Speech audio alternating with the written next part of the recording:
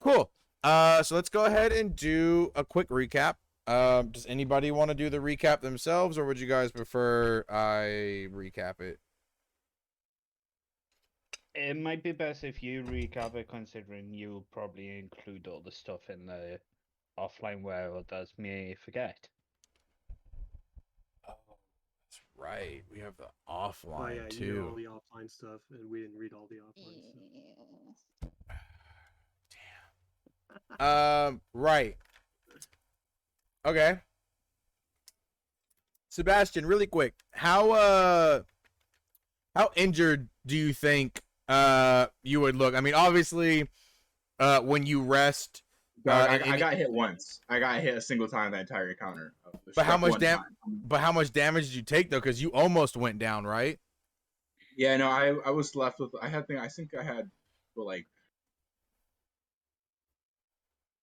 uh, half of my health left. I think because I blocked the first attack and the second attack did like 6 or 7, and I had like 11 or 12 health. Okay. So I'm gonna say, before we, I maybe had like a visible scar, but like I wouldn't be heavily beat up. Maybe like one. that's what I was looking for. I just couldn't put the words to the mouth. Okay. So recap of everything that happened, including our offline chat. We ended the actual session itself with you guys, going into the forest, kind of splitting up into teams of 3, or there was teams of 4, and then you guys, and it was teams of 3. You guys ended up finding Hagrid and Professor Pine Needle. You ran into some strange, small, highly aggressive humanoid figures while rescuing Professor Pine Needle. You guys also fought some spiders, making your way into the forest. And then we kind of transitioned as most of the group broke off and went back to their castles for either, a second dinner or to relax after this harrowing event in freezing cold rain and thunder.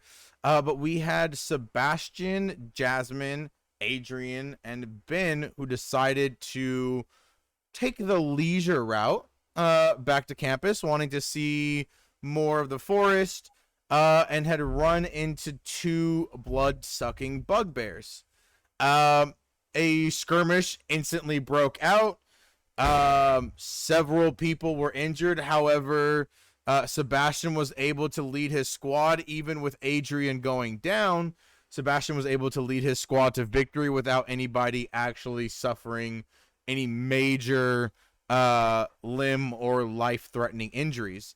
That group made their way back into the castle, where Adrian is still currently being held in the hospital wing for his several deep lacerations and cut arteries. Madame Pomfrey was actually extremely amazed that he made it to her alive in the first place. But all in all is good. Sebastian, she never really told you to the extent of it. From what you saw when you visited Adrian with Jasmine, is he was like heavily bandaged, so you haven't really seen the extent. When you guys were carrying him over here, he was bleeding heavily, but with his robes on and everything, it was very difficult to see the types of wounds. But he's been heavily bandaged. He was extremely fucked up, and had 2 death saving throws. Bro didn't cast a single spell. I looked over at his fight. Bro pulled out a bat. I was like, okay, bro, you do you. Yeah, he went. Adrian went hand-to-hand combat the second the bugbear turned its attention from him to his sister. He dropped his wand and physically tackled a monster that stands about 6.5 to 7 feet tall. Adrian was, full hand-to-hand combat. So we'll kind of get into that later, but we also did a ton of offline stuff, which, to be honest, is so many things. The following morning, several of you guys woke up. We're getting ready for the day. Most of you went down to breakfast. Some of you kind of wandered the castle. We saw Fiona, Fiona and Vesper kind of studying. With Vesper's newfound love for bread rolls, specifically the delicious olive oil and garlic ones. We see as Akash kind of had questions to figure out with Helena Ravenclaw about why adults don't know everything and why they're so bad at doing things. James kind of hung out with Henry. They ate some breakfast, hanging out. He went to the library to find some books on potions.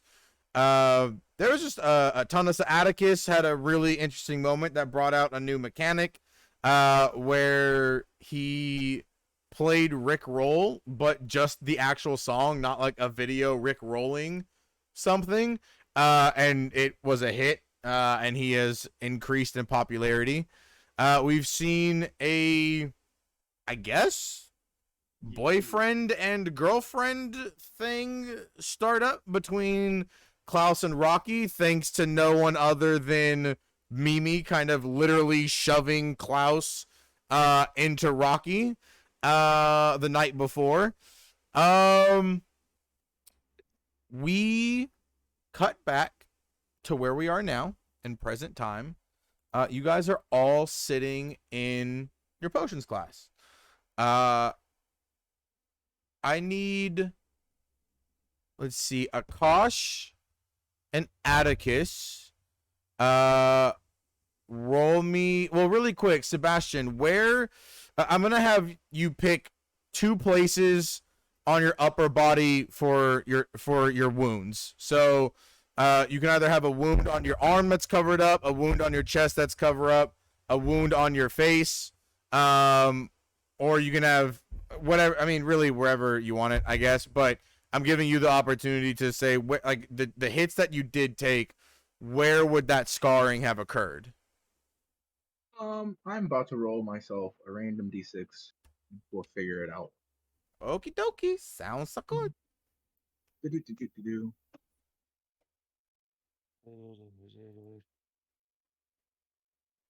I'm sad that I missed last session. No.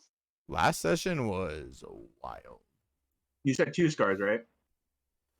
Yes, you can have, it's going to be up to 2 scars, and then you can decide where you want them to be, and if they're visible, is totally up to you before I tell others if they need to roll or not. The bot's not responding. No. I just tried to do roll twice and it didn't reply. Good thing I have dice in person. Let's see. That's annoying. Arm and cheek.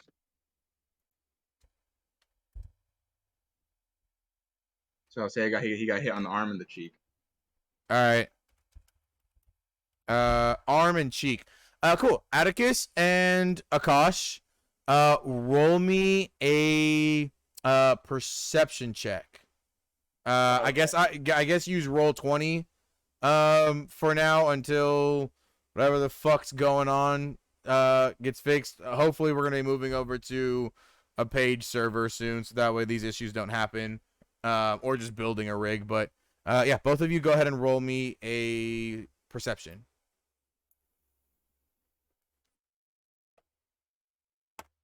Give me 1 second. I just gotta log in.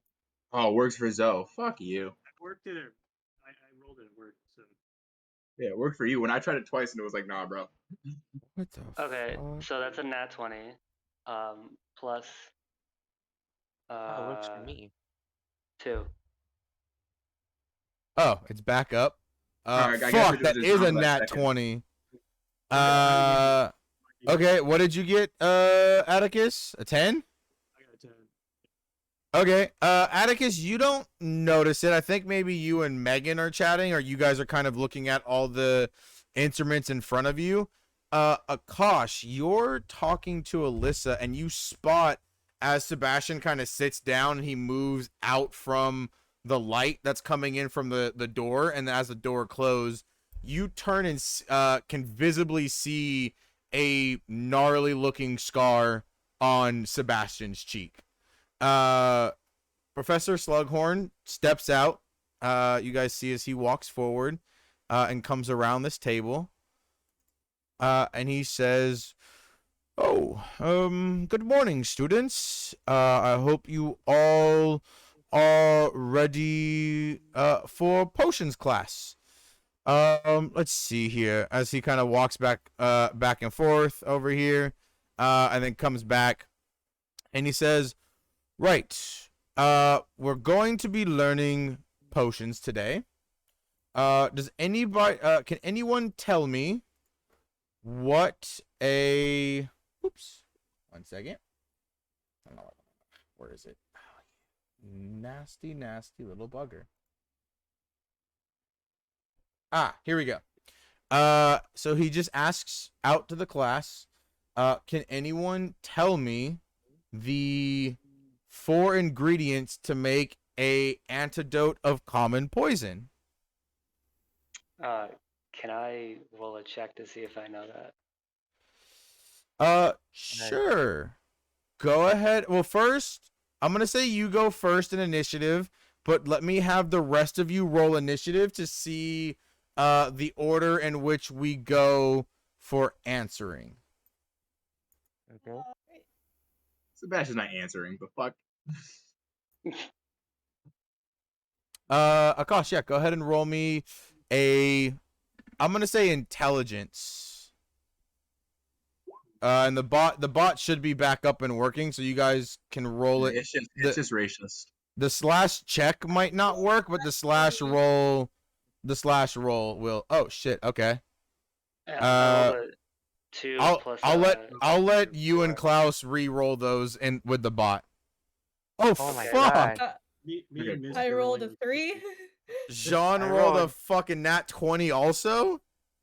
Oh shit. Dang. Iris. Who has a higher mod?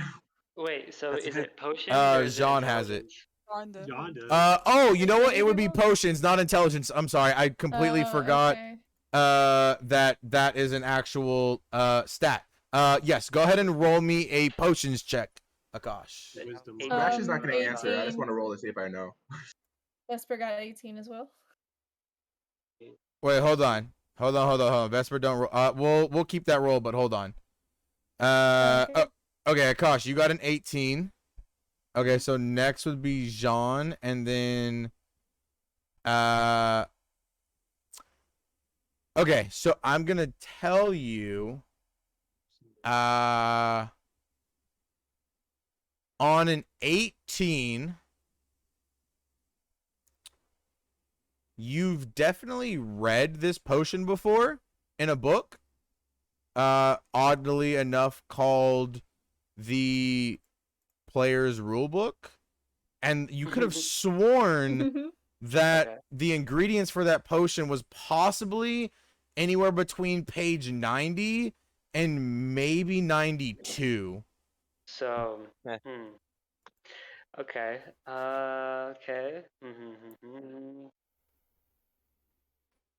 Okay. Can Akash turn to those pages and read what they say, or do? So you can whip the book out really quick to look for it. I'm gonna give you a 10-second timer for it. So you've got 10 seconds. Better have faster than that, What was, motherfucker. what was the potion's name again? It's a Just the it's just the first level healing potion. potion. Attention, 10 seconds. for start The morning potion no, I haven't started it yet. I will start it, and as soon as I say the potion's name, The basic potion- healing, right? the potion is antidote of common poisons. You have 10 Got it. seconds now. I got it. Akash's hand shoots up, wanting to be called on. Okay. Your hand shoots up. Professor Slughorn points at you and says yes.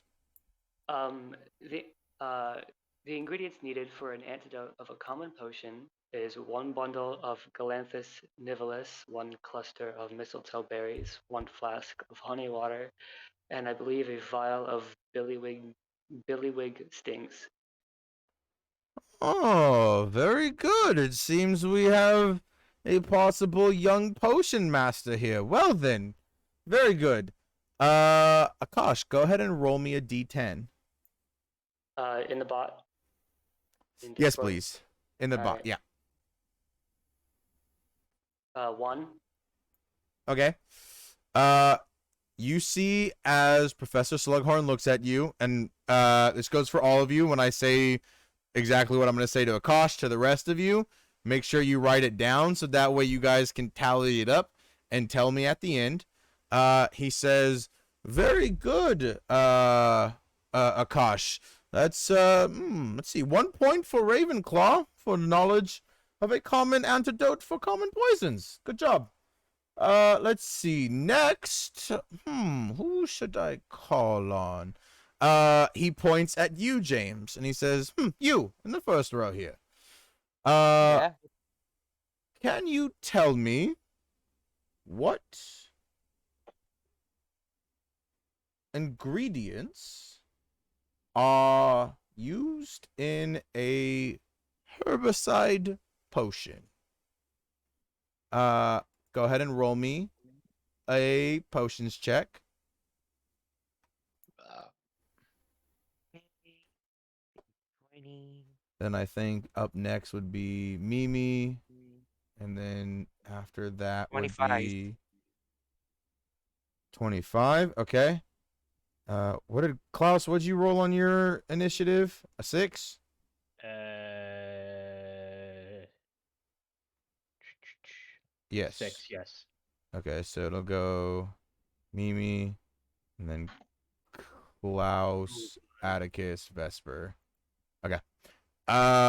What'd you roll, Jean? Oh, a 20. Jesus fucking Christ. Why are you guys all so smart? What the hell?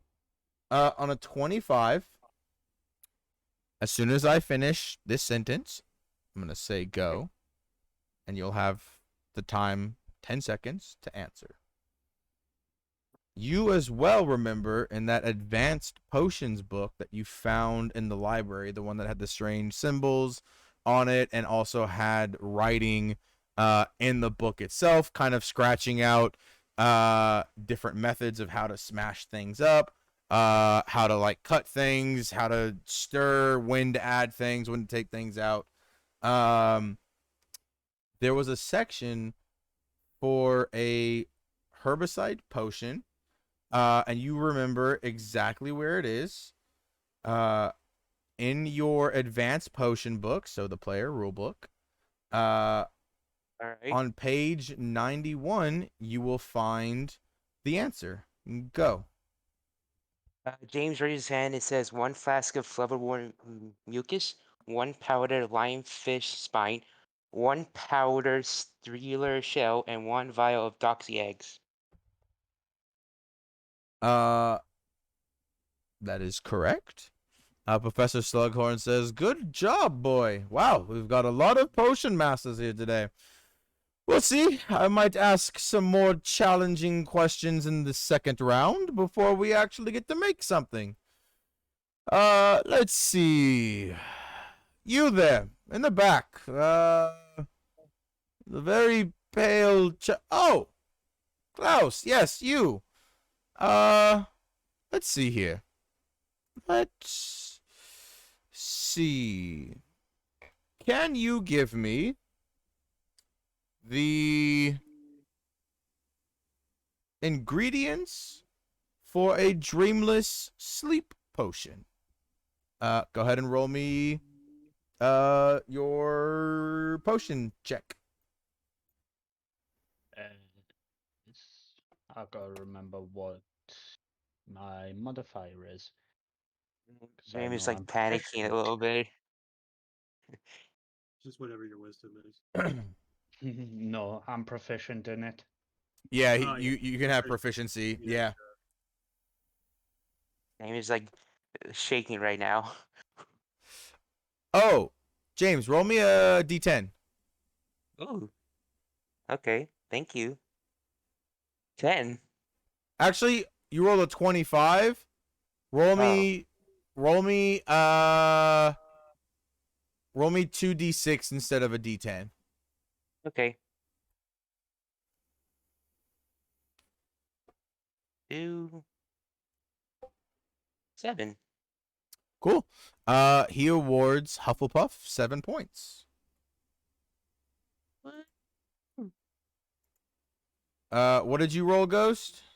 15. Okay. On a 15, you definitely remember the name, the Dreamless Sleep Potion.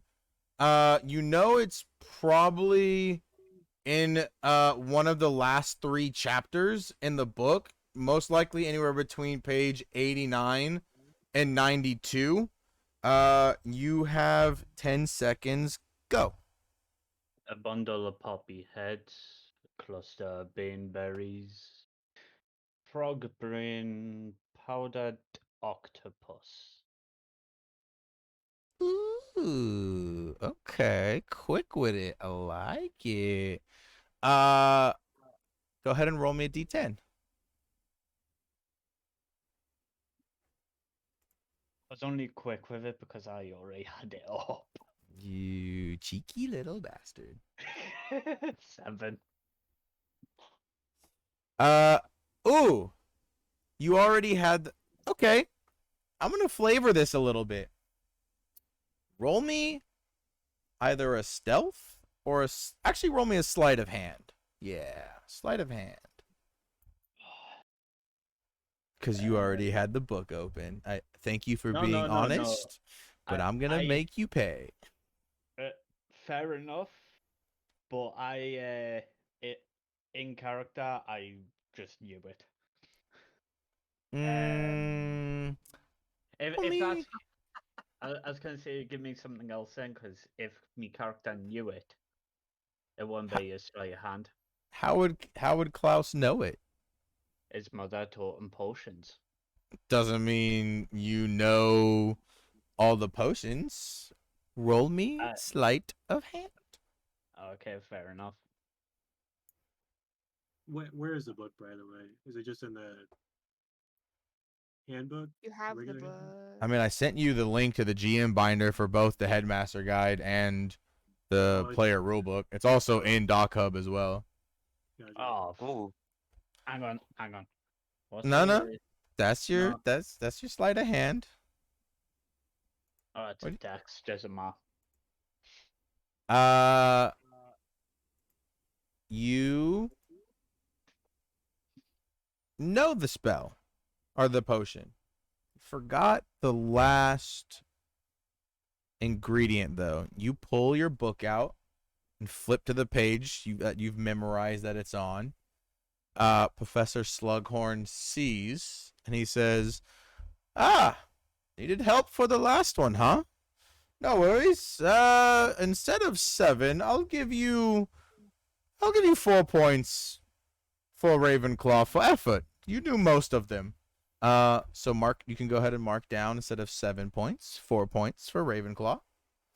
Up next is Atticus, and then we have to finish it off, I believe, Vesper, right? Yes. I never went, man. What do you mean you didn't go? You haven't Got you nat- didn't call on I got me. nat 20. She got nat 20. Oh, Yeah. fuck. Wait, what? Shit. Okay. Oh, I thought my bad. You skipped Iris. Yo, My why- bad. Why? Okay. I Why thought we were skipping? going by I thought we were going by potion checks, not initiative. No, I was going by initiative rolls. Okay, that makes sense. Yeah. Okay.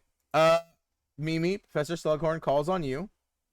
And he says, let's see. It seems like everybody here has been getting most of these right. Let's try something a bit more challenging for extra points. Dear Mrs. Pine Needle, can you please tell me the ingredients for a baneberry poison? You have 10 seconds. Go. Oh, wait, no. Roll me potion check. I'm dumb. Roll me potion check first so I can tell you if it's going to be hard or difficult. Yeah. Or you can try and cheat and pull your book out. But you'd have to give me sleight of hand.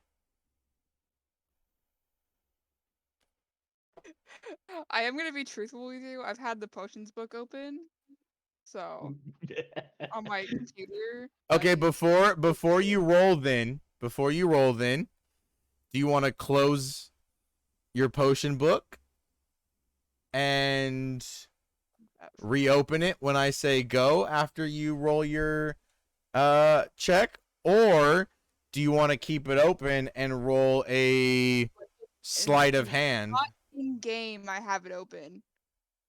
I have it open, just like I know. I'm flavoring it. I'm saying because you already have it open IRL, it's Oh, wait, easy. He's Okay. done it to me. He's got to do it. You now. Yeah, that it's- we're honest. Oh, Fair wow. is fair. I guess I'll sleight of hand this. Okay, go ahead and roll me a sleight of hand. I rolled a 16 on that sleight of hand. Okay, go ahead and roll me your potions check. That's the wrong die. Imagine if I accidentally put in D12. Imagine. Damn, I was hoping you guys would not be good at this. 17 for that potions. Oh, okay. On a 17, I'm gonna say because you pulled your sleight of hand off, you know it on page 91, that the answer is there. Go. What was it's a A bundle baneberry poison. a bundle of cowpain, a bundle of slive figs, Shrivel figs. shrivel figs, and 2 clusters of bineberries. He claps his hands and he goes, "Oh, well, seems your father has given you lessons before school. Good to hear. Go ahead and roll me a D10.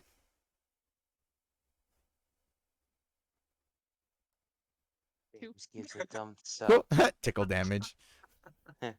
He awards 2 points to Ravenclaw. Oh, not Ravenclaw, sorry. Slytherin. Sorry, Slytherin. Atticus, that's you. He steps over. And he says, let's see, we've had a lot of people on the left side. Let's come over here. You boy, and not the one all the way in the back, but kind of the middle. Yes, you, the redhead. What's your name? My name is Atticus. Ah, good to meet you, Atticus, my dear boy. Can you tell me the ingredients needed for a elixir to induce euphoria? Go ahead and roll me the thingy, the potion check. Jesus, I keep wanting to say Arcana check. Potion check. Oh, that's 6. You know you've heard of it. You're not sure. You don't really remember where in the book. I will either let you try and sleight of hand and read the ingredients off the page, or when I say go, you have 10 seconds to find it. What would you like to do?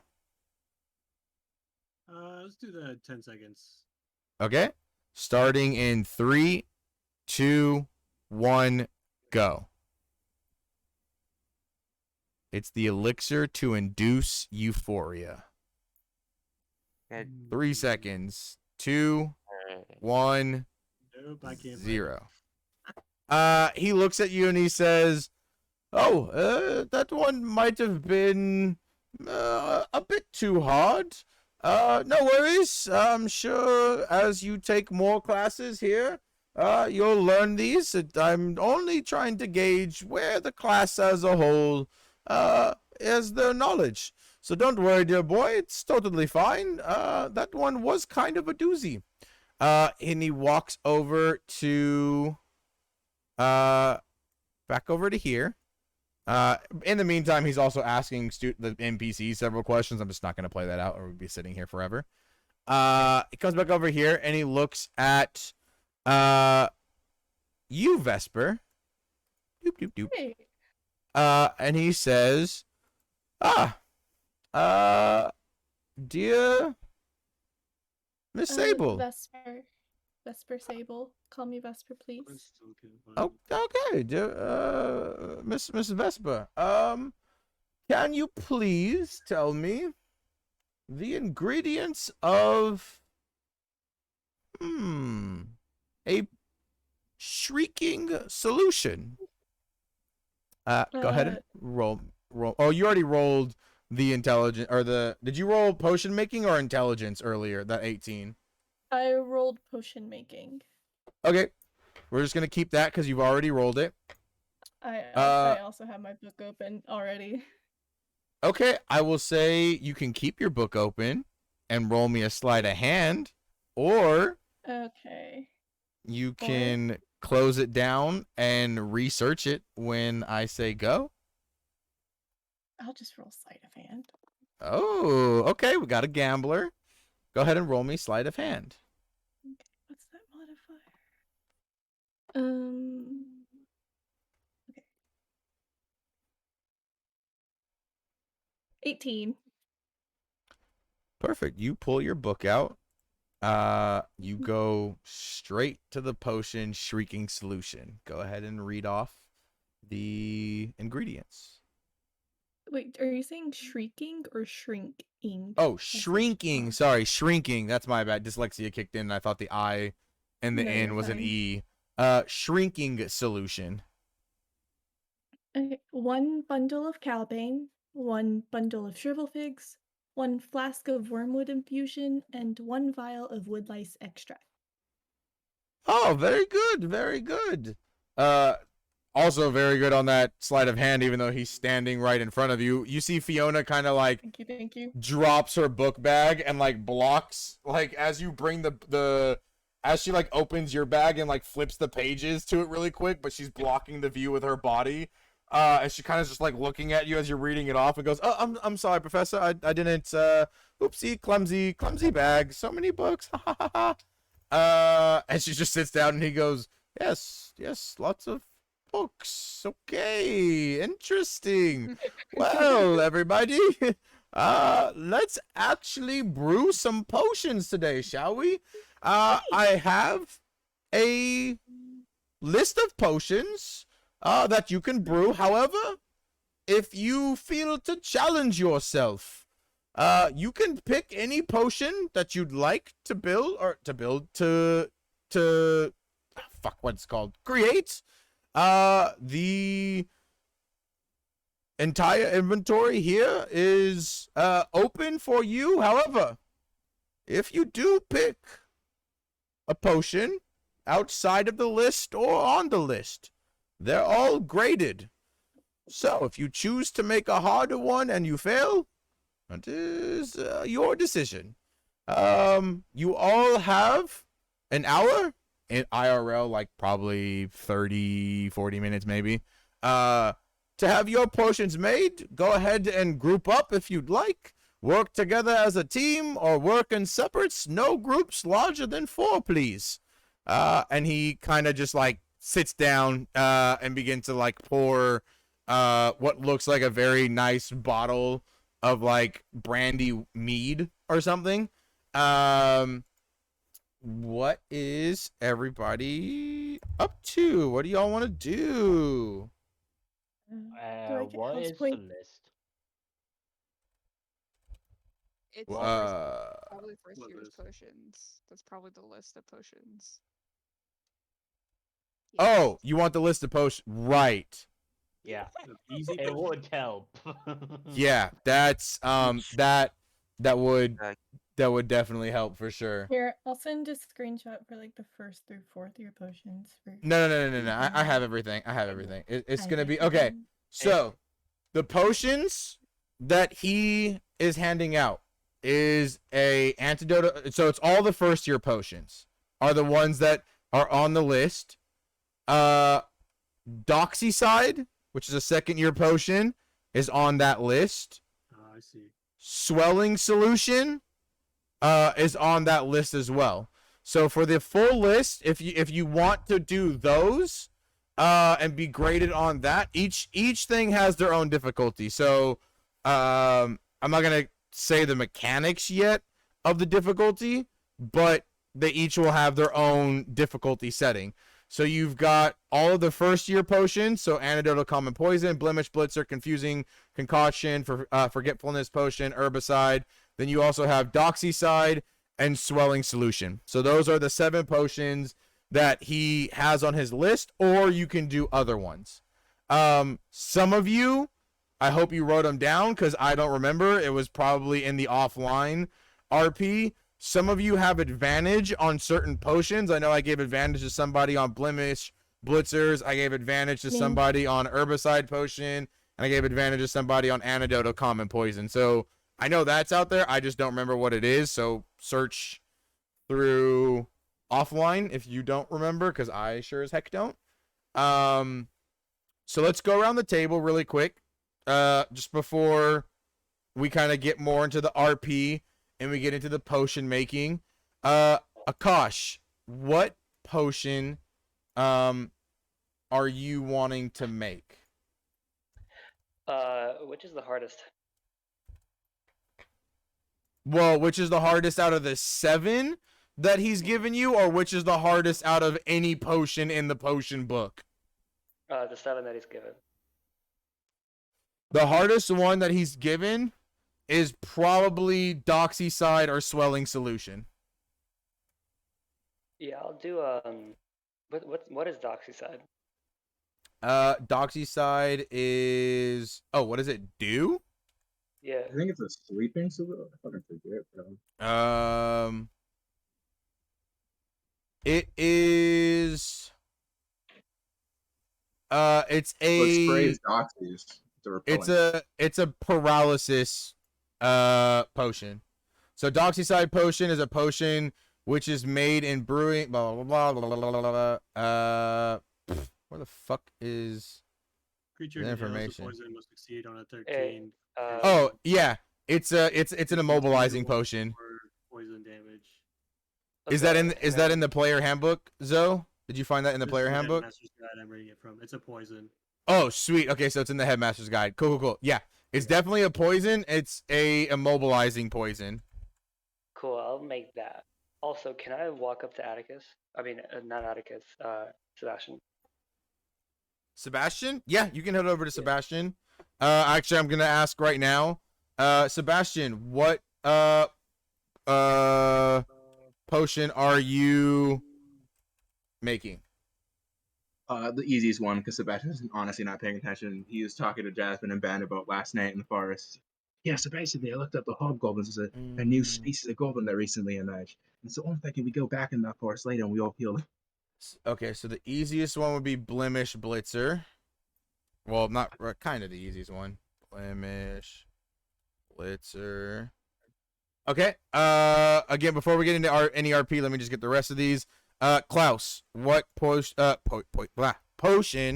are you gonna learn or try? First thing, does Klaus smell any blood from Sebastian? No. Now, I'm a half giant. The wound's healed. It's a very recent scar. He doesn't have any open wounds on him that are my wounds are actively fully bleeding. healed. They're new. I meant lingering blood smell. No. I took a shower and woke up. It's a new day. Yeah, no. There's no blood anywhere or smell. I think I went to bed in bloody clothes and was like, "Fuck it, I'm going to class." Okay, all right. Again, before we RP, let me just get these potions real quick. That was actually why I was asking it, because I was thinking of something if he could.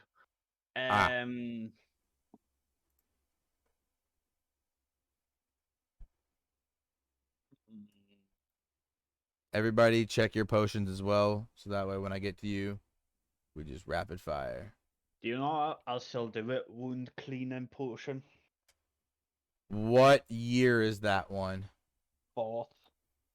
Right. Okay. Wound cleaning potion. 4th, not $sign. 4th. Cool. Vesper, that's you. Cool. Vesper has advantage on forgetfulness, so she's gonna like turn to Fiona. Hey, do you want to brew forgetfulness? Because we studied it earlier. Potion of what? Forgetfulness. Oh, the forgetfulness potion. Yeah. Fiona says, "Oh, yeah, definitely. We should. Yeah, for sure. That one both of us can easily knock out." Yeah. Okay. So forgetfulness potion. Cool. Mimi, next. One question. Yes.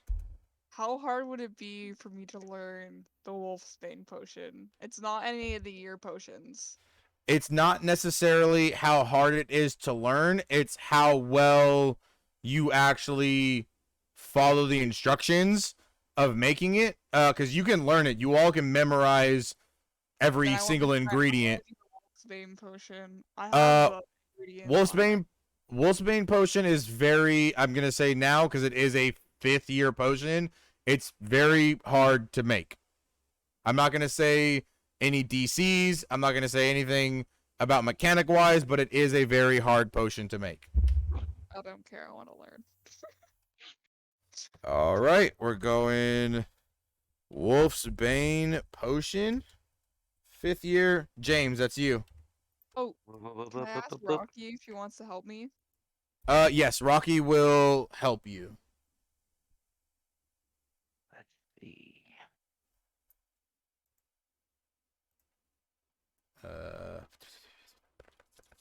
I could do wound cleaning potions.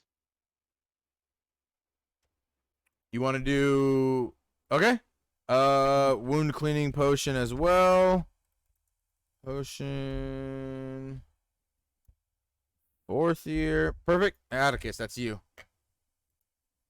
All right, so just what potion I want to do? Yeah. I think I'll just do the Stargrass Salve.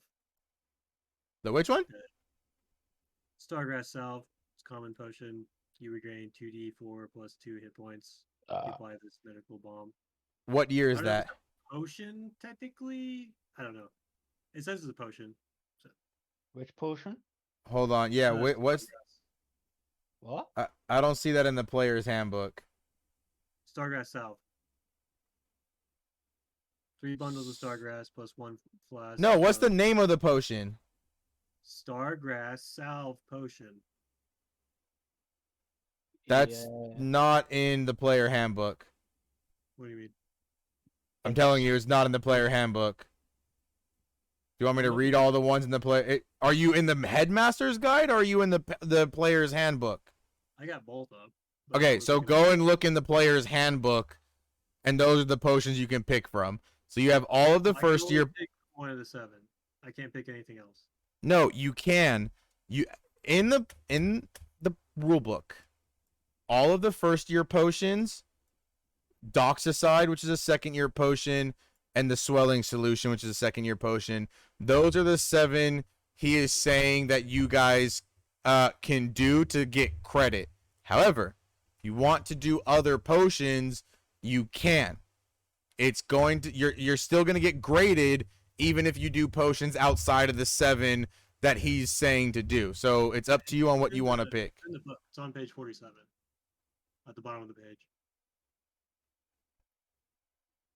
We Okay, are but- talking about the player handbook, not the headmaster handbook. It's the regular player's handbook.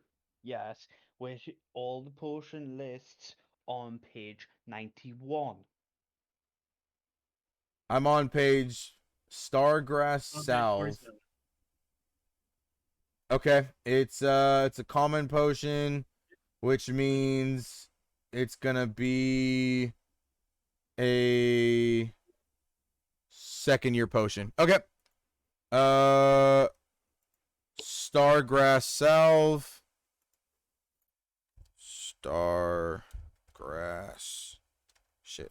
Grass Salve. 2nd year. Okay, cool. All right, you guys are free to offline. Or not offline, sorry. I mean, you could offline too as well. You guys are free to RP. I'll periodically ask you guys to make checks as you're going through the process of getting all of your ingredients put in and stirring things. There's gonna be 4 total checks for everybody. And then based on how well you do out of those 4 is going to be based on how well your potion is. The types of potion you guys do also have a DC, which will stay a mystery. I'll let you know if you make it or don't. But let's go ahead and start with let's see here.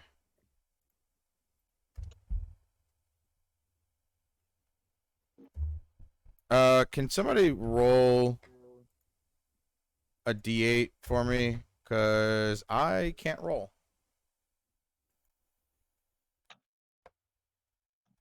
Done. Well, trying to. No, bots It's not responding. Bot's down. All right, that's fine. Just switch over to roll 20. I'll roll a D8 there. Beat you to it. Hold on. No, I rolled. Okay. 4. James, start with you. Henry's gonna help you make your potion. Because you can make up to a group of 4. Is there anybody else that you want to group up with? I mean, there's you and Henry right now, so you have space for 2 people. Do you want to go and ask anybody to group up with you, or do you want to just work with Henry? But is oh man, does anyone seem kind of wanting group, or they are already in a group? Roll me a perception or insight, either one. Yes. Oh wait, shit, bot is down. My bad. Yeah, roll it in in roll 20. D20 plus 6. At 8.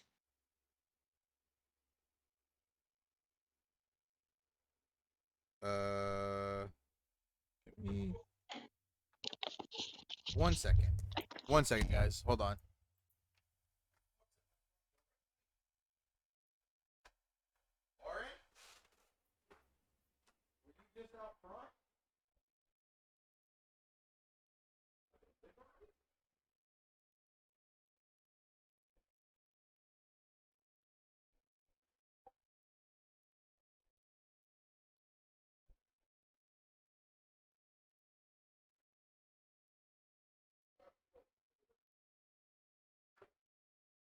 Not unusual.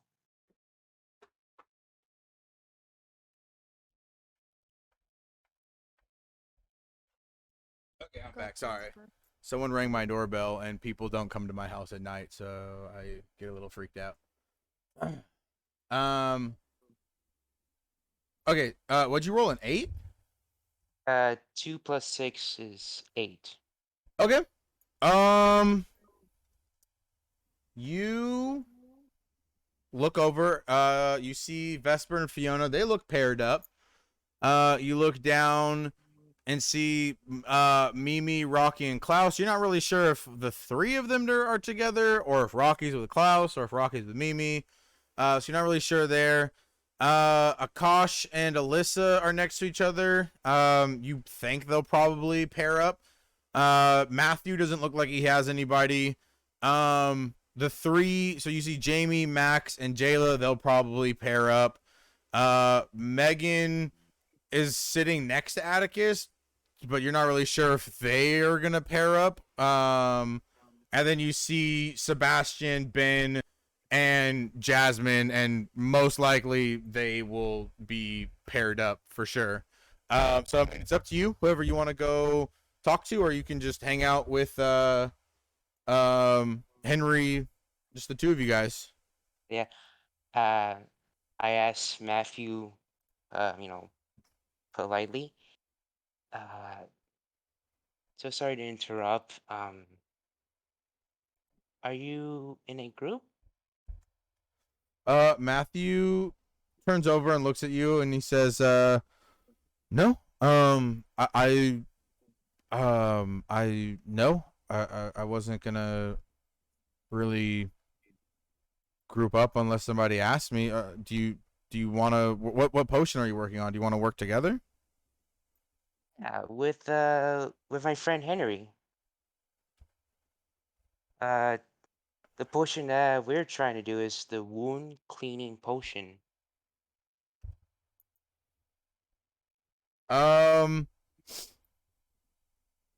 Yeah, I could. I was gonna work on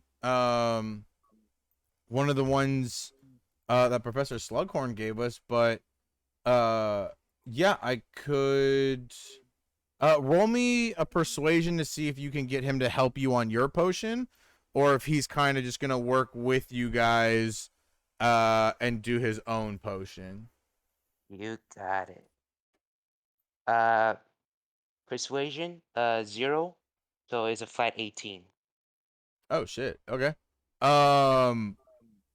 Yeah. He's like, oh cool. Yeah, I could. I mean, we can be in a group of 3, so yeah, I can definitely help you Yeah. guys. Uh, With that potion. James offer like a handshake to Matthew. Cool. You extend your hand. He gives you a handshake. And you guys start on your potion. Henry looks over. And you see as he's chatting with Matthew a little bit.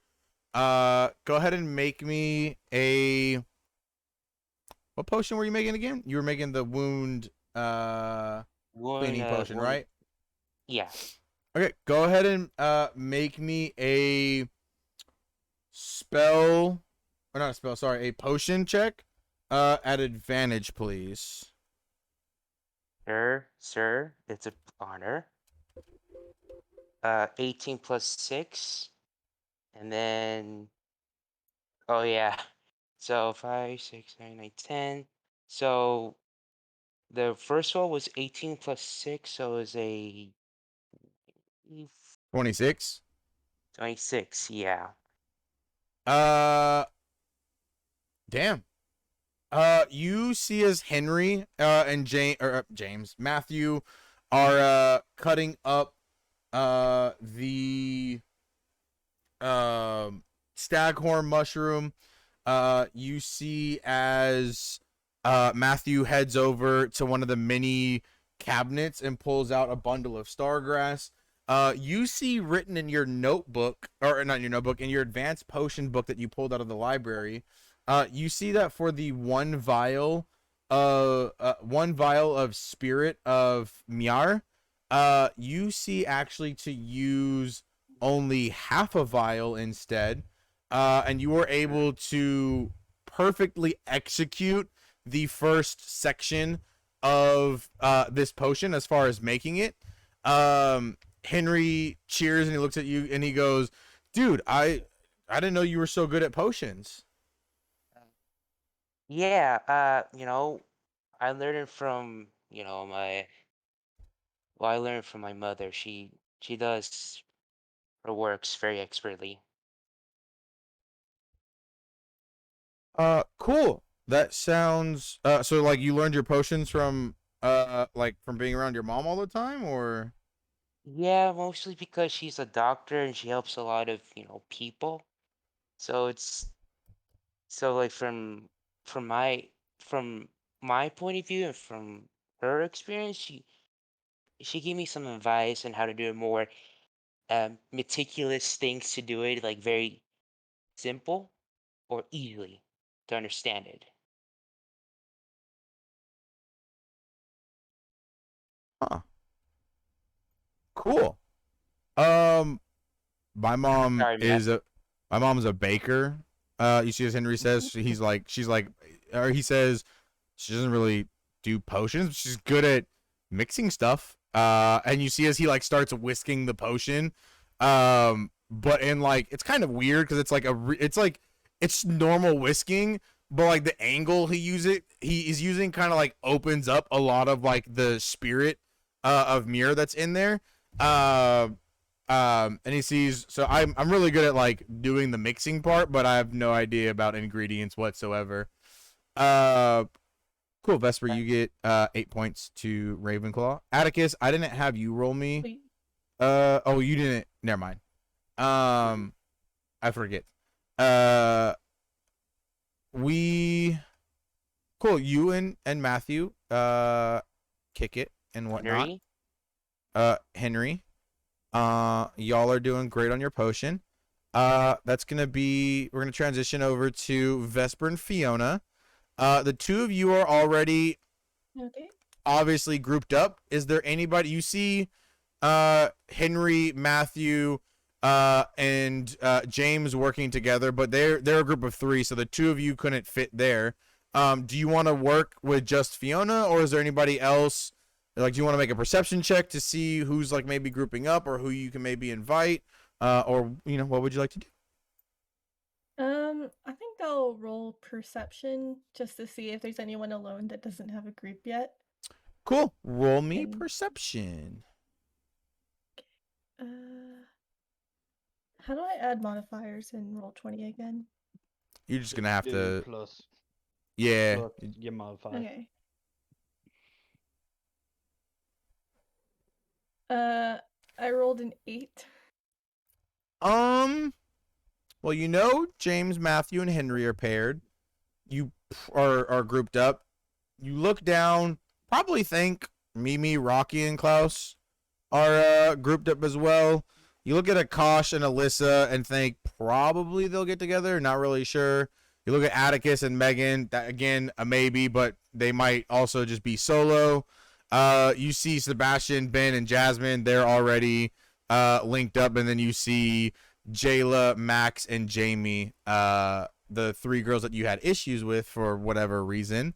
You see them grouped up as Jayla is literally just staring daggers at you. You see her hand is still, or not Jayla, sorry, Max.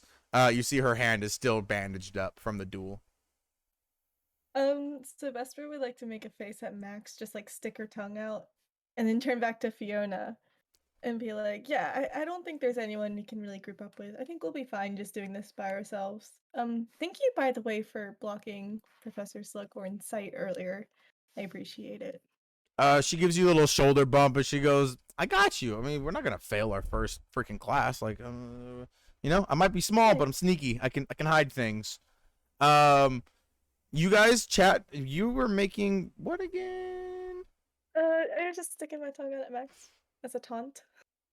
Forgetful? No, the post forgetfulness. Oh, you have advantage on that one. I Cool. thought you asked what were you doing. My bad. No. Go ahead and roll me a potion check at advantage, please. All right.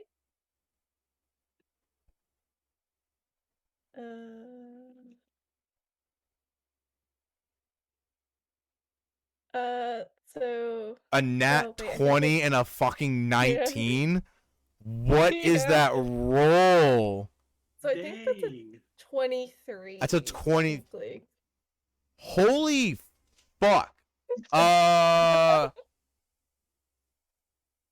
Okay. Got like a hard potion at disadvantage without those rules. I mean, holy shit. Okay.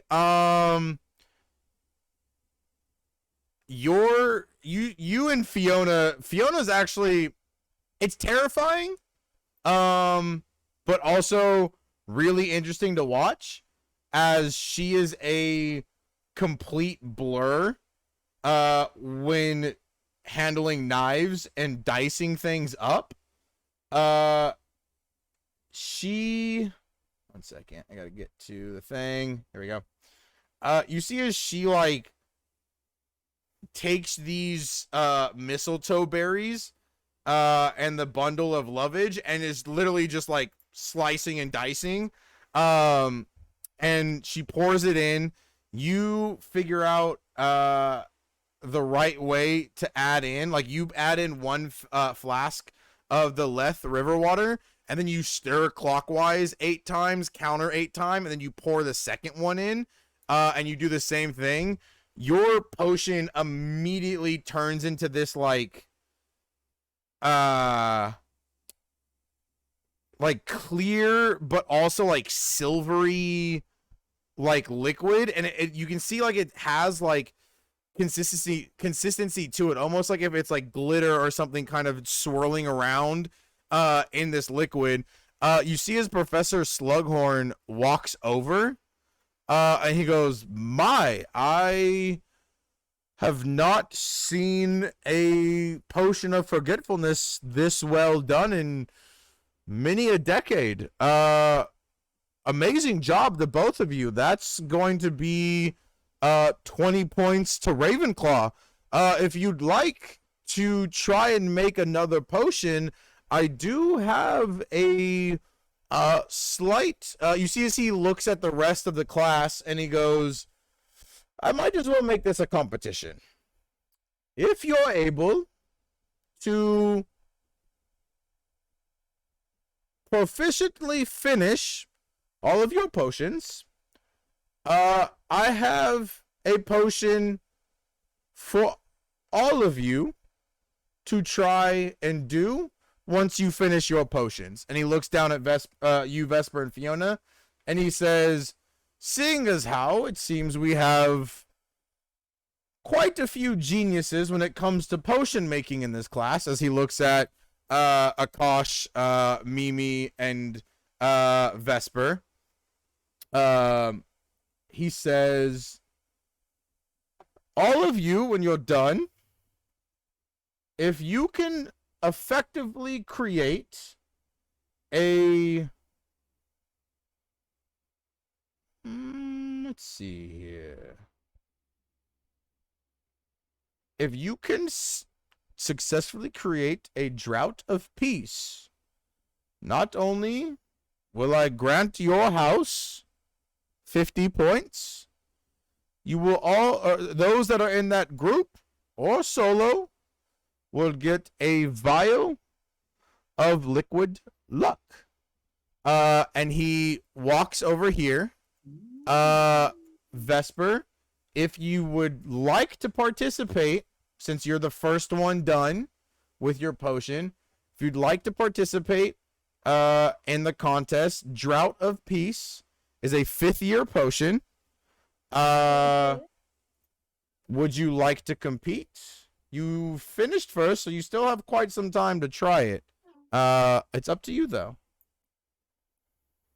So Vesper looks at her potions textbook and she's seeing that it's like a 5th year potion, and she turns to Fiona and she's like, I say we go for it. Even if we fail at it, it's a 5th year potion, so it wouldn't like hurt my ego or anything that we messed up. Do you want to try it? You see Fiona's eyes are glued on Professor Slughorn as he pulls out. Give me 1 second so I can actually show you. Okay. This actually be for everybody. 1 second. There we go. There we go. You guys see as he pulls out a little potion bottle and plants it on the table in front of him. You guys all see. Second. Come on, mouse. Here we go. You guys all see this image that I posted in the offline as he puts it down. Fiona, Vesper, you see her eyes are fixated on the bottle. She turns and looks to you wide-eyed, and then kind of sturdies herself a bit and says, "Yeah, we're definitely gonna try and make that." Before we get into you making a check, roll me an investigation check at advantage. Fiona will give you the help action to try and find the ingredients. Okay, that would be. I'm just gonna roll them separately so it doesn't do that weird. I mean, you can roll them together. I can see which one's which. Okay. Yeah, you can roll it together. It's fine. I can read it. So that's a 16. Mhm. Okay, go ahead and roll me a d4. All right. A 3. You are able to find all 3 ingredients: 1 porcupine quill, 1 powdered moonstone, and 1 vial of syrup of hellebore. You head back and begin to work on it. If you want to offline with NPCs, I am able to do that. So Vesper, if you want to offline with Fiona while the rest go, by all means you can. Up next is, so we have 6 of you left, if I'm not mistaken, right? Yes, there should be 6 of you. Atticus, that is you. All right. Potions have begun. Do you want to group up with anybody? What would you like to do? Megan and ask, hey, do you want to be in a group? She looks at you and says, yeah, sure. I mean, it seems like it's much easier to be in a group because then we all get credit for it, and then we can all put our minds together. So I don't know why anybody would want to be solo, but yeah. Yeah, we can group up. Is it just the 2 of us? Do we want to grab anybody else? I was doing some like lookout, and it looks like the only free people left really are Akash and Alyssa, and then maybe Fiona and Vesper. Akash will probably group up with Alyssa. Do you want to go over to?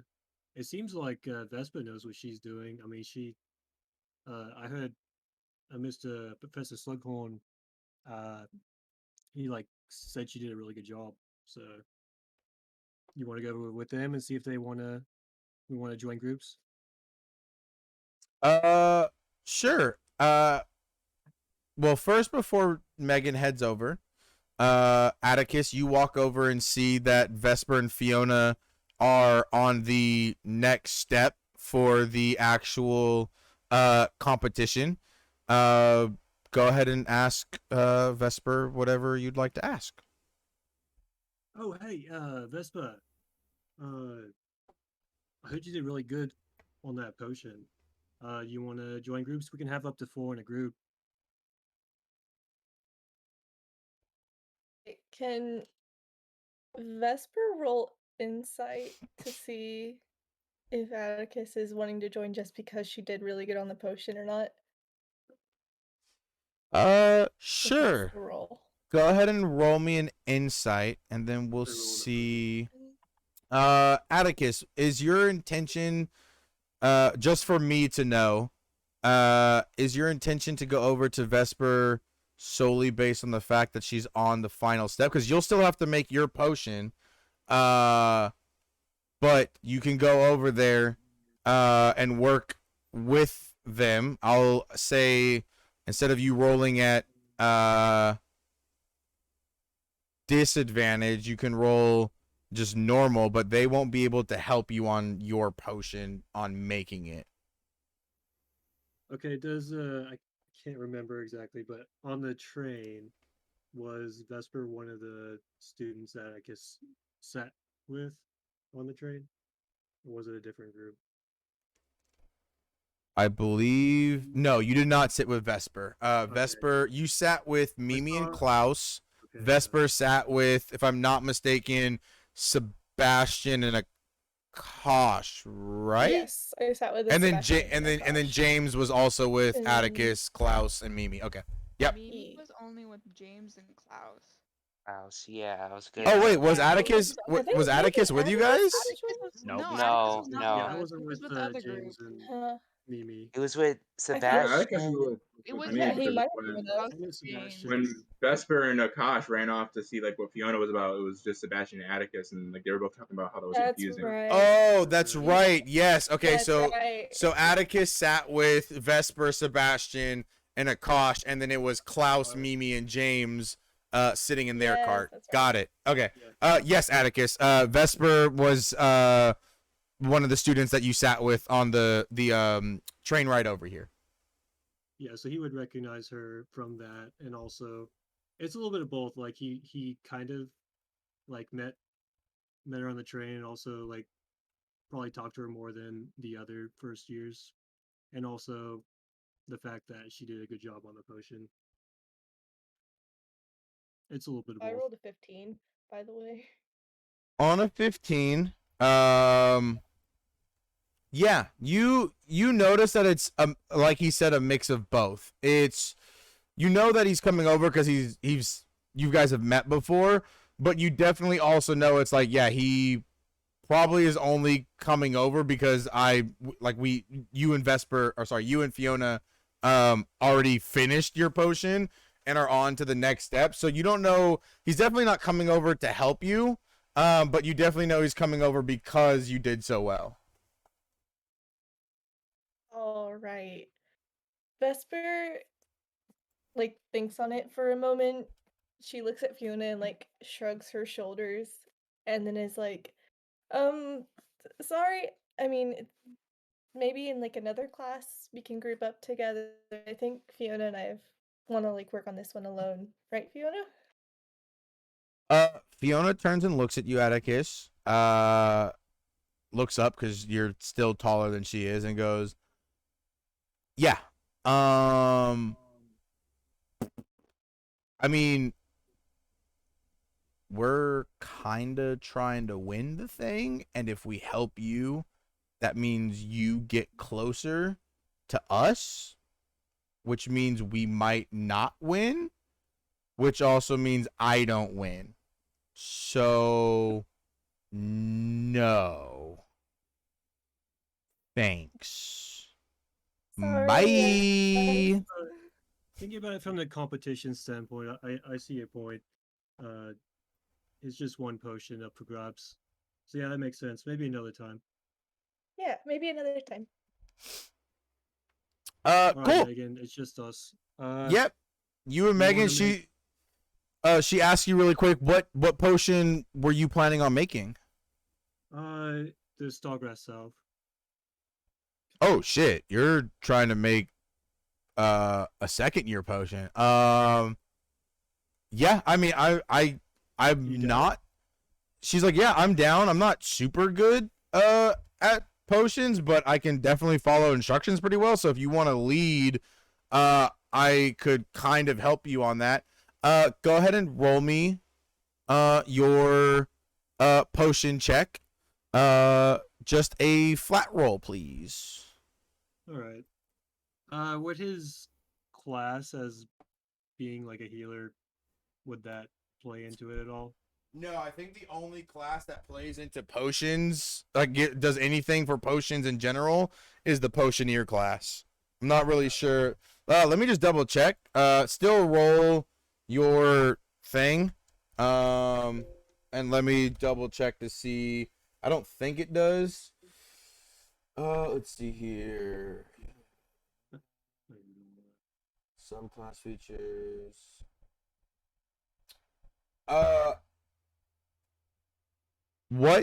Really quick, what subclass feature of healing did you take? Medical studies, but without looking at the book. It's in. Did you take natural remedies or unshakable nerves? What's on your character sheet? Unshakable nerves. Gotcha. So unshakable nerves doesn't give you anything. Natural remedies would have given you proficiency in one of the following, either herbology, medicine, or potion making. So healer does have one, but you picked unshakable nerves instead. So I was wrong. So that's good to know, actually. What'd you roll? Let me get back into the chat. I messed it up. I rolled again, and I rolled 7 plus 2, so 9. 7 plus 2, so 9. You begin to gather the ingredients. You're kind of struggling with putting like the instructions on like how to dice it, how to squish certain things, how to like stir it. So you're struggling a little bit. You don't make the first check on it. The potion's not completely ruined. You don't have to start back over from scratch. But it is definitely a work in progress? Question mark. Up next is Mimi. Yes. Does you? Don't, what am I doing? Brain, no words. Well, you're here. Rocky has agreed to help you on your potion. It looks like maybe Klaus wants to work solo. Is there anybody you want to recruit? Do you want to roll a perception check to see who's already grouped up? I mean, you already know Fiona and Vesper are grouped up because they're right in front of you. What would you like to do? Look around and kind of see, but like I don't think she's gonna grip with anybody else. Cool. All right. So you and Rocky, Rocky heads over and she goes, hey, why are you? I mean, I know like it'd be cool to do like to win the contest thing. But why are we doing a Wolfsbane potion? Like that's probably just as hard to make as the potion that we could win. Why are we doing Wolfsbane? Well, my dad's been dealing with a lot of werewolves recently, and I kind of want to help him a little bit, and so I want to learn it so I can help him, and maybe if I bring him extra ones, I get extra credit in magical creatures. Who knows? Roll me a deception. And then I'm gonna roll I'm gonna roll insight against whatever you roll on deception. They will do it in this thing. Should I do soft roll? Yes.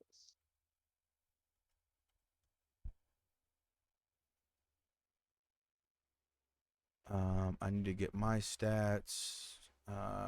Rocky only has a +3 to insight.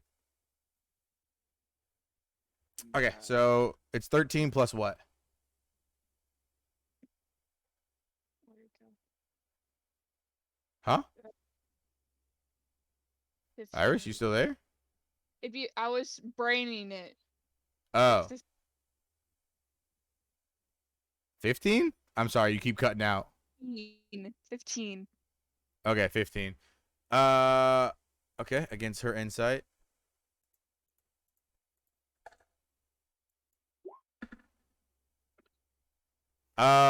Meets it, beats it. You see as you're kind of giving her this story, she kind of just 15. Oh, you got a 15. Sorry. Right. She just shrugs and goes, "All right, cool. I guess I mean, it's going to be really hard to do, but we can try it. Go ahead and roll me a potion making check at disadvantage, please. Or sorry, not disadvantage, sorry, normal, because Rocky is giving the help action.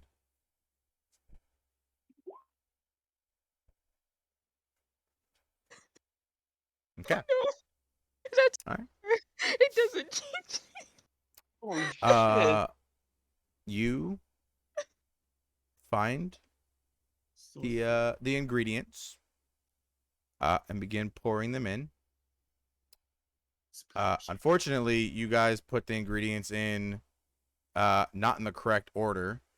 And you see as the water begins to boil and then turn into this dark black sludge. And then you hear a large splash as the liquid literally melts through the bottom of the cauldron, through the table, splashes on the floor, and melts directly through the floor, and just keeps slowly melting down through the several layers of cobblestone, brick, and gravel beneath. Professor Slughorn goes, "Oh dear. Yes, please do be careful.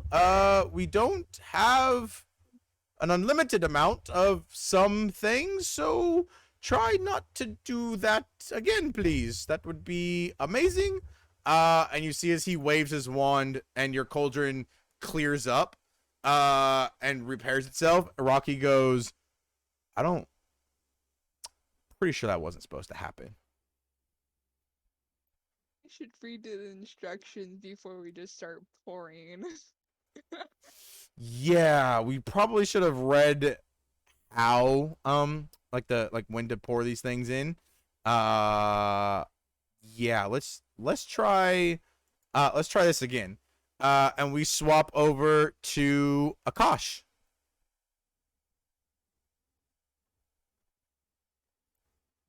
Oh, he's not even in the Yeah. chat? Did you not notice? He's He been said like an having- hour ago his Wi-Fi like dropped and he couldn't Yeah. join. Oh, I didn't hear him at all. He texted it. He couldn't join voice chat. He said. Oh wait, what? Where? Yeah, he said Yes. in A little bit up, the he chat said room. his Wi-Fi was glitching out at the new place and that he can't even join the VC on his laptop or his phone. Damn. Jeez. Where was it at? That sucks. Yeah, it was like 30 minutes ago.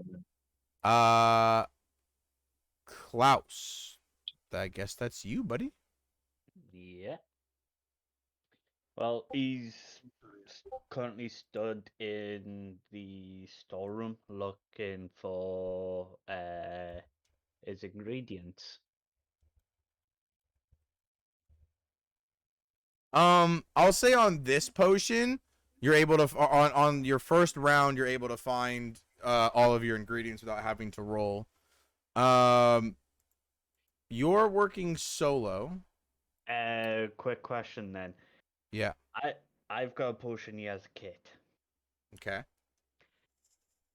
Does that mean I won't roll at disadvantage?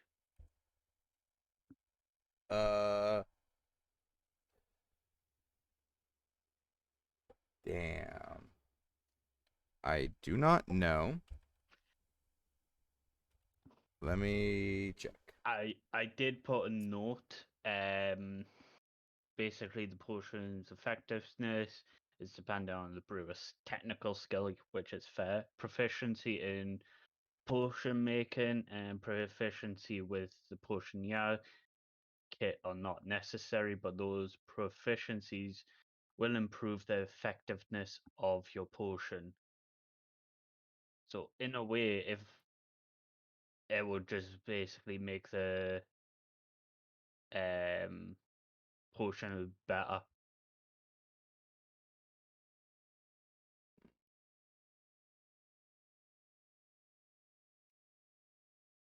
I think a potioneer's kit wouldn't necessarily grant you advantage.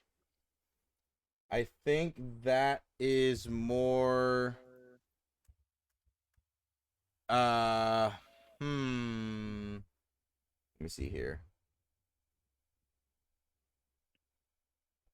A potion's effectiveness is dependent on the brewer's technical skill, preparation of the ingredients, proficiency in wisdom, which is potion making, and proficiency with a potioneer's kit are not necessary, but those proficiencies will improve the effectiveness. Are you proficient in a potioneer's kit, or are you proficient in wisdom or potion making? I'm proficient in potion making. Okay, so that just so that's just adding your proficiency bonus. The potioneer's kit doesn't actually grant any type of mechanical advantage on it. It pretty much is just saying that it allows you to add your proficiency bonus to it, which a potioneer's kit apparently is included in the Hogwarts shopping list. So I'm guessing that's what all your cauldrons and shit are that I made you buy, is technically the potioneer's kit. Yeah. So no, you just get to add your proficiency bonus to it. So go ahead and make me a potion making check at disadvantage for this one.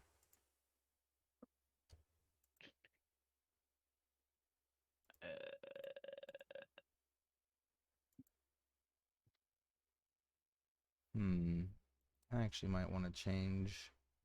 That. So I think in 5e, having thieves' tools gives you. That's 14. Okay, not bad. You don't successfully make the first check, but the potion is still salvageable.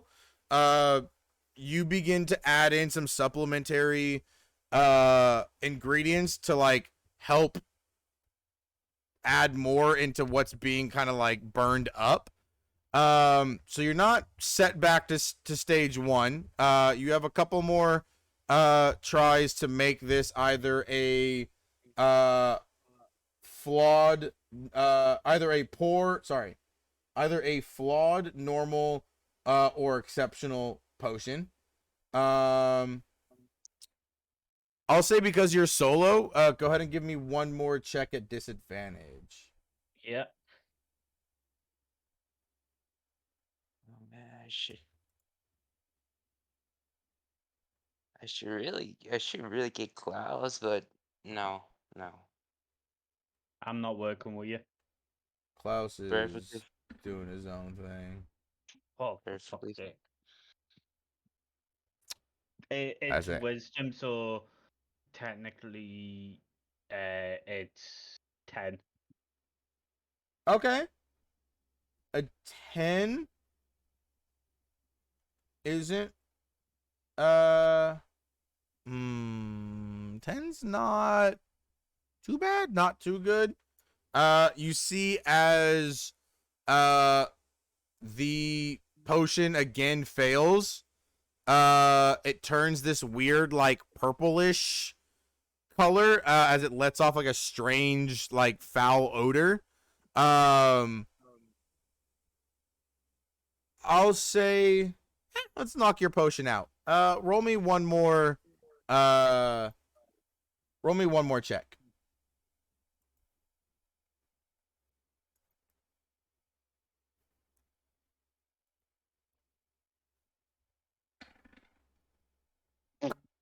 Yeah, blows up in my face. Yeah, you see as the liquid turns purple, like even more purple, and then suddenly becomes like this midnight black, and like all the bubbling stops and it goes completely still. You see as this like weird black inky hand begins to like crawl out or like raise out from the liquid in the middle of the pot. And then you see as it like begins to flail around and then like crumbles. And Professor Slughorn says, right, that's not good either. Definitely good thing you didn't add the hair of a werewolf, because that could have been really, really bad. Let's try that again. And he waves his wand and resets your potion back to clear water. Or not water, but just like a clear, empty cauldron. Sebastian, that's you. You've got Jasmine and Ben on your team. You're going for the Blemish Blitzer, right? Yeah, like I said, Sebastian is going for the easiest one because he doesn't care. Yeah.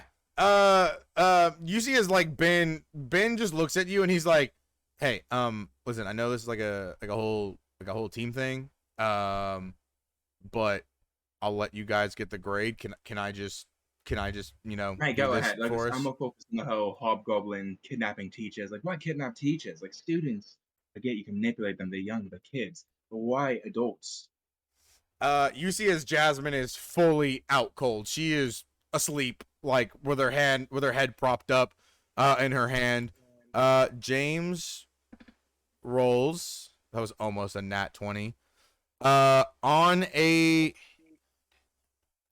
23, you see James is like you've seen Ben. Sorry, not James. You've seen Ben in like the field. You've seen him fight. You've seen him throw spells.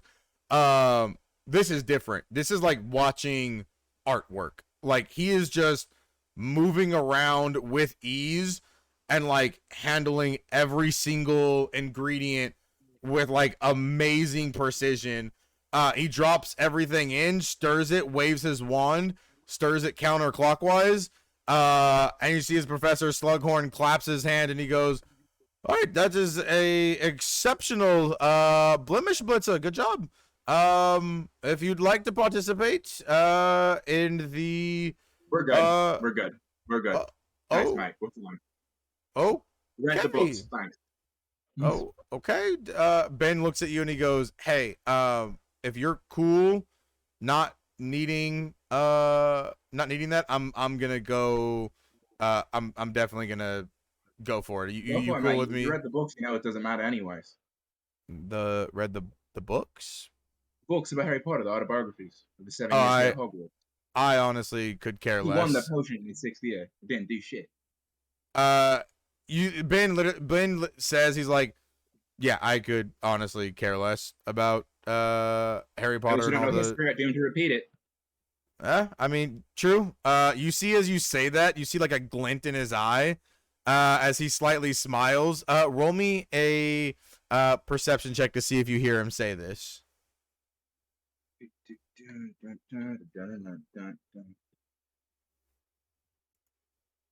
Is the bot still gone? Yeah.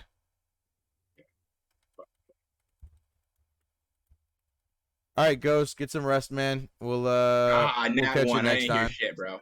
Yeah. Do you want us to make those 3 rules? Yeah, make me don't do it at disadvantage, just make me 2 normal rolls and the last one will be at disadvantage cuz you've gotten through the first 2 steps via trial and error.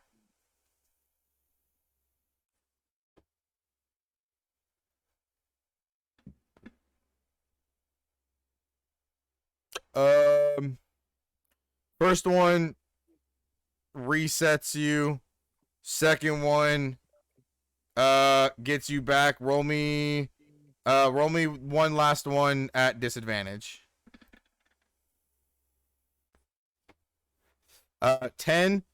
You see as this spell 11. or 11, you see as this spell, or not the spell, this potion seems to be very difficult. You'll probably get it down, but it's going to take you the entire class. So if you want to keep a little vial of that potion, you definitely can. Professor Slughorn doesn't really give a shit. So you can just keep a vial of that potion. But it will take you the entirety of the class to learn it, which is perfect because you're heading to bed. So it's a great autopilot. Yeah, exactly. All right. See you later. All right, mate. Get some rest. Yeah, Sebastian, you hear Ben mumble something. You can't make it out. And he just walks over and sits down here and immediately starts to work on his stuff.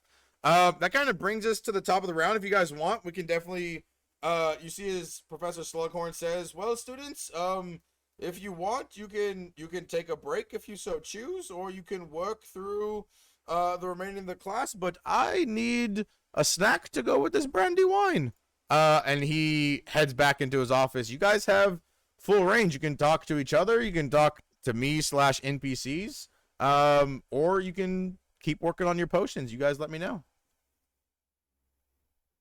Maybe it's gonna keep working on the potions. Okay. James, what about you? You gonna keep working on your potion? James is like, I'm focus mode, just concentrating of this potion because of the advancement potion. He's trying to he's on focus mode right now. Okay, cool. You're focusing on your potion. Atticus, what about you? Yeah, he's still trying to finish up the potion, and after he finishes that, he'd like to try out the what is it, the peace potion or something?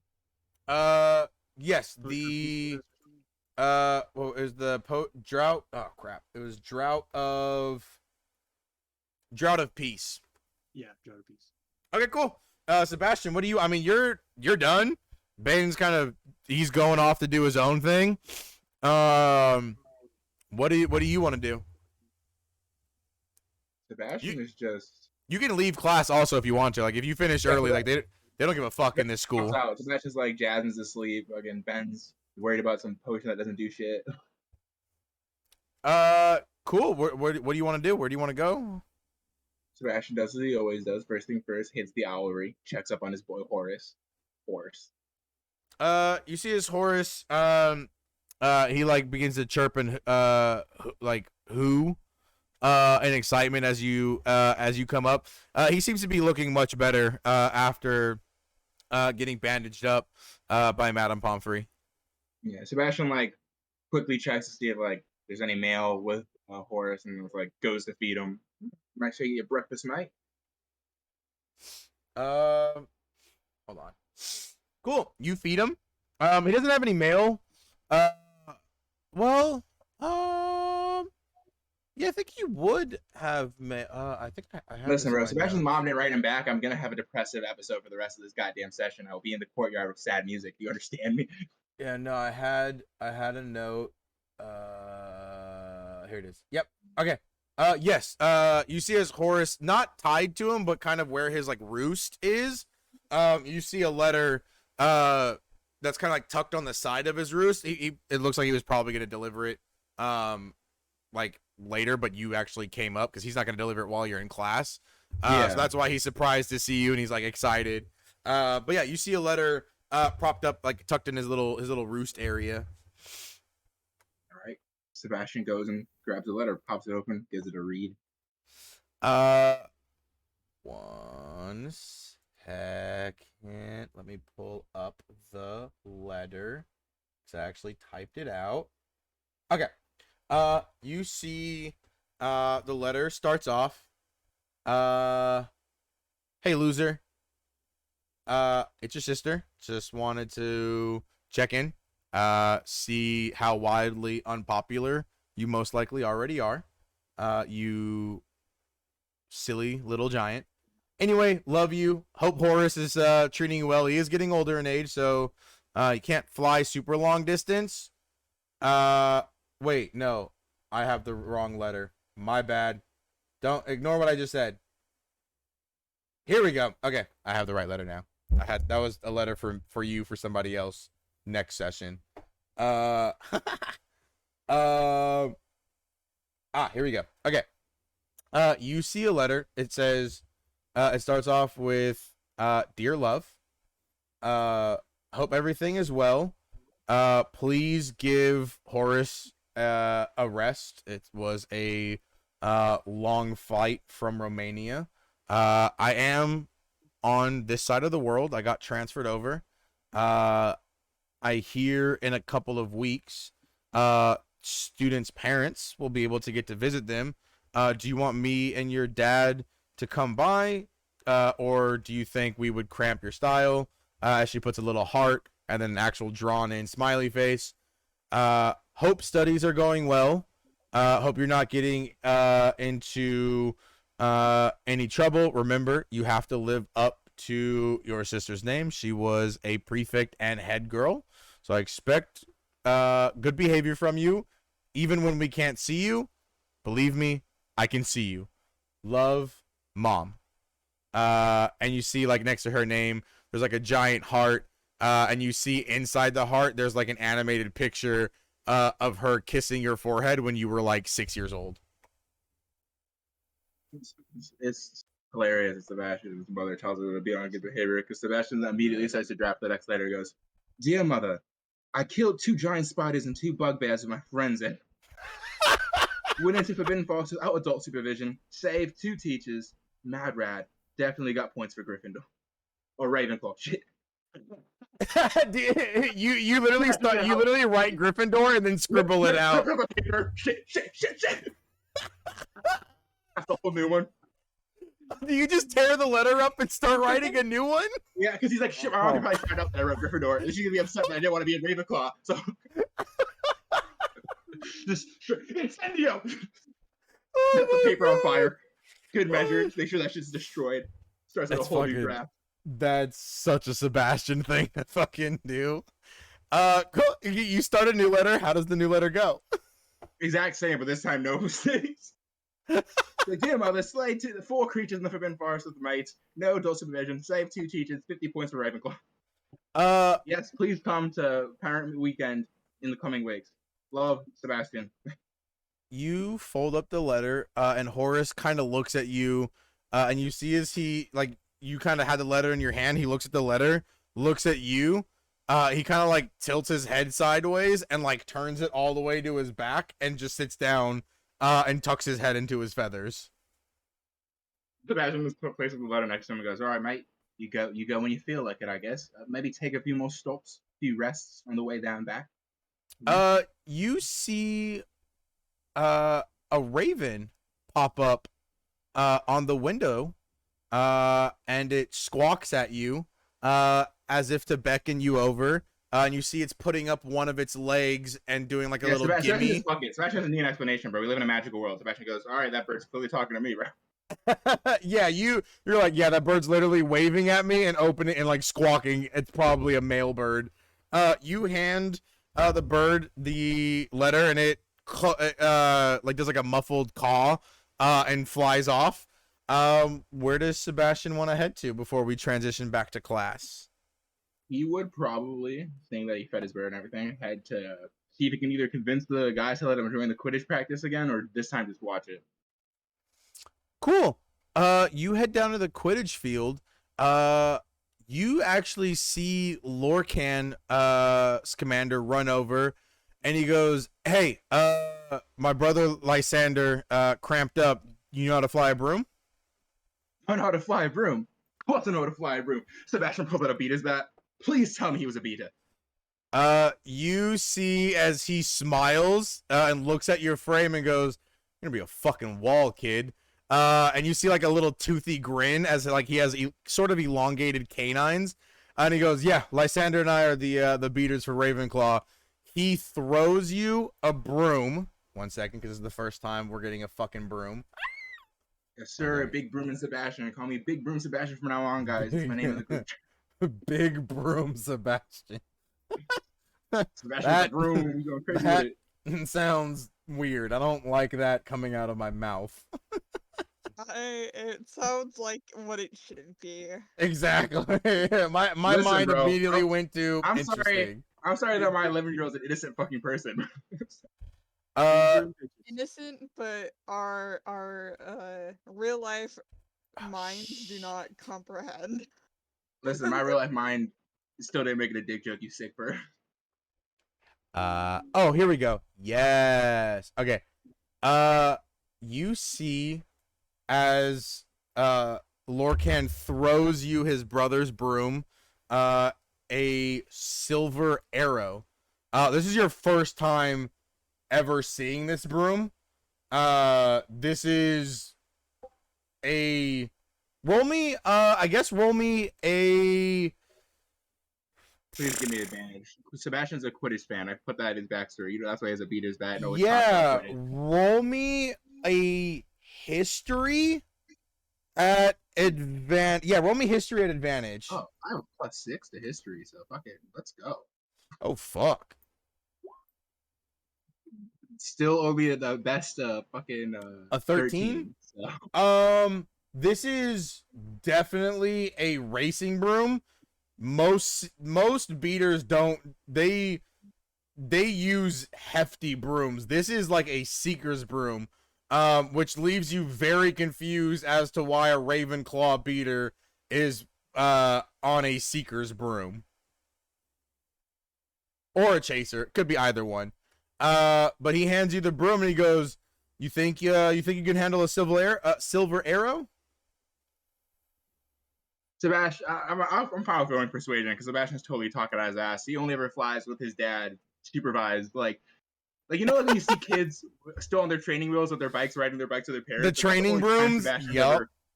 Like Sebastian doesn't have training wheels with their brooms, but like the only time he's ever flown is supervised with his dad.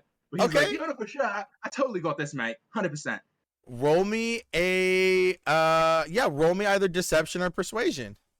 I gotta see which one's higher. Actually, wait, I have +0 to both those. So Nice old 6. Nice natty 6. Oh man, I really want Sebastian to win. I always do. I really want Sebastian to win. He just doesn't. You grab the broom. Lorcan goes, right, sure, kid. Just try not to kill yourself out there. And the camera view shoots up, and we come back into the classroom as the cap Sebastian steps onto the Quidditch field. Let's take a look at Vesper and Fiona. You guys are furiously working on this this potion. Fiona's helping you out as well. Go ahead and make me 2 potion making checks. All right. Atticus, if you can make me your potion making check at advantage, please. Mimi, if you can roll yours at advantage, and then James, if you can roll yours at advantage as well. Just one roll for you 3. 19 both times. Holy shit. Vesper, God. you see as like Fiona's dashing, casting Accio, bringing in ingredients left and right, stuff that's like, you guys are like doing a bunch of extra stuff to really make this fucking potion amazing. You guys are reading and like doing research. You guys are looking at like ancient fucking scrolls in these textbooks. You guys are looking online and stuff like that, and you guys are crushing this. You guys are 2 steps down out of 4. You guys are in a commanding lead for this competition right now. Let me see here. Atticus rolled a dirty an 18 plus what? No, that's 2d20. What's your potion making modifier? Yeah, I rolled a 2 and an 18, and my potion modifier is a +2. Okay, oh, so still a dirty 20, perfect. And then Mimi, what's your modifier? It's a 2, so it'd be 21. That's why the 21's underneath it. Oh shit, it is down. I Made it didn't easy. even see that. I wrote it in, so. made it easy. Atticus, on your dirty 20, you and Megan are able to finally get everything down, and you snap the potion, and it comes out completely the way it's supposed to. You see as your cauldron begins to levitate and floats over, and a vial comes out of nowhere, takes a little scoop, and sets it down on the table. Your cauldron floats back empty, with a little note inside that says you may begin the competition, and then the note bursts into like a tiny little flame. You can now start on the Drought of Peace. Go ahead and make me a potion making check. Just one, please. Just straight roll. Yep, whatever your potion making roll plus your potion making modifier. So 6. So, yeah. Off to a slow start. Not quite getting the hang of it yet. It is a very difficult potion. It takes you a little while to find all of the ingredients. What did James? Did you roll? You didn't roll your potion making for me. Can you roll it at advantage, please? I was just waiting for everyone. That's all. Okay. A 3, and that 20. Jesus Christ. Well, Okay. plus 6, 26, but it doesn't matter. Mimi. Hold up. Why am I getting 6s and these guys are getting 20s, huh? What's up with that? Roll 20 races confirmed. I don't know, bro. Continue. Mimi, on your 20 plus, whatever it may be, you're able to finally get the hang of this Wolf's Bane potion, and you only have 1 check left. Go ahead and roll a potion making, just a flat potion making, no advantage or disadvantage. Go ahead and roll for me. So it's 9 plus... Iris? Why does my mic have to be down? It would be 11. Okay, not too bad. The potion is coming along, taking a little bit longer, but you are almost done mixing everything together. James, on your nat 20, not only do you finish a higher level potion, but you finish it with such potency that Professor Slughorn walks back out of his office, and he grants you 20 points to Hufflepuff. Ooh.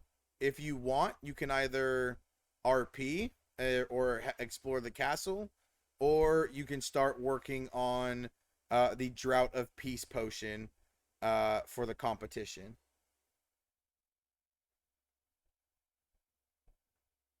Hmm.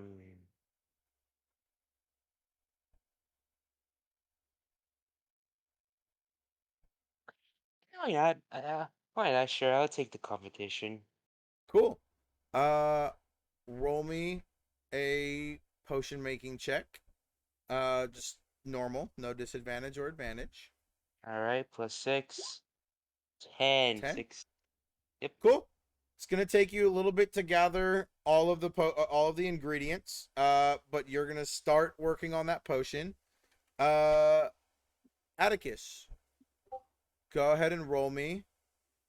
Two more potion making checks. Okay. Dun, dun. Go. Uh, 4 and a no 11. you guys are riding a pretty confident high from the last potion, and get a little too carried away and get set back a step. Uh, Vesper, go ahead and make me a final potion making check. Just one or Just one. okay. Nervousness. I'll let you know now. The DC you have to. Fuck, you already beat it. I was gonna say the DC. You finish crafting your Drought of Peace. Um, beating the DC by 2. You see as it came out as an exceptional quality for Drought of Peace. You and Fiona are done. You see as Fiona is huffing and puffing, sweating. Her red hair is frizzed out into a little mini fro, and she goes, "Well, I mean, it's done. I think. I mean, we have to wait for everybody else, but I think we've got it. I think we've got it in the bag." Best Spirit like cheers and she hugs Fiona and is like, "Yeah, I think we did. Oh my god, I can't believe we just did this. A 5th year potion, and we completed it. How the? I'm amazed, Fiona."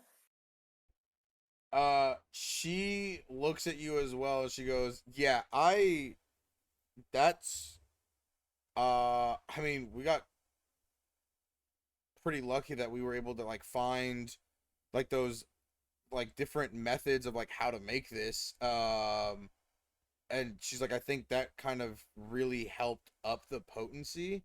Uh, you see, she kind of looks around and she goes, "Hey, I'm gonna go to the bathroom really quick. I'll be right back." Alright. Uh, Vesper. Can Vesper see like Professor Slughorn anywhere? yeah, he's kind of just hanging out over here. She'd like to like raise her hand to get his attention and be like, Fiona and I finished.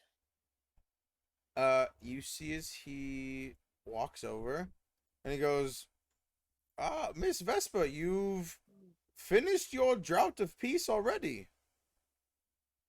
Yes, sir. Well, very well indeed. Let me take a look." And you see as he drops a little leaf into this inky black still liquid. The leaf floats down and lands on top and ripples. And you see as the leaf begins to shrivel, almost as if being smoldered by a small ember. And he goes, "Well, huh. I would love to see if anybody could beat this, but that is extremely potent. It looks like you might be taking home the bottle of liquid luck. Let's see. I might as well do. Yes, another 20 points for Ravenclaw, please. And he waves his wand, and then takes a little vial of your Drought of Peace and heads off. Um, Mimi, make me one final uh potion check. Come on. Please be good. Please be Come good. on. Please. Oh, Oh my god. You are able to craft the Wolfsbane potion, but based on what you know it's supposed to look like and what this looks like, it seems you have you have created a flawed version of this potion.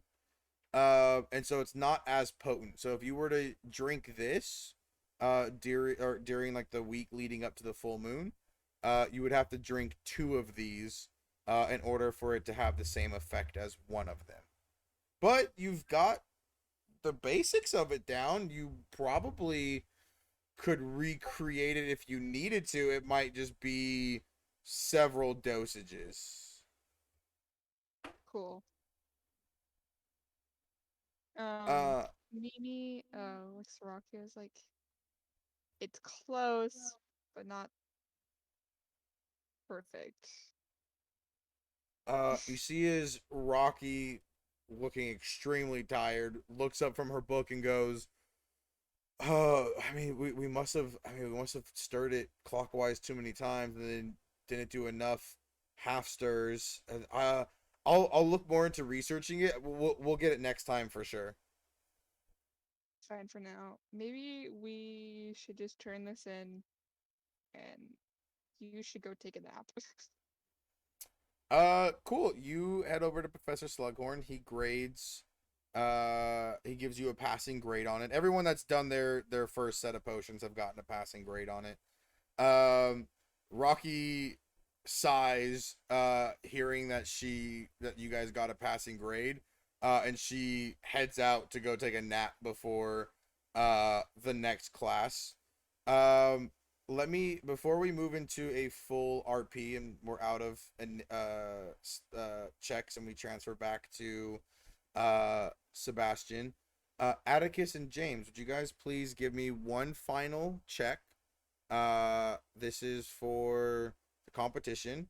So go ahead and give me one final potion making check. One. Okay, James got a 10. Atticus got a 7. You guys make the potion. It's very flawed, but as expected. I mean, it was a very difficult potion. Uh, Vesper, you get a text from Fiona saying, "Hey, I'm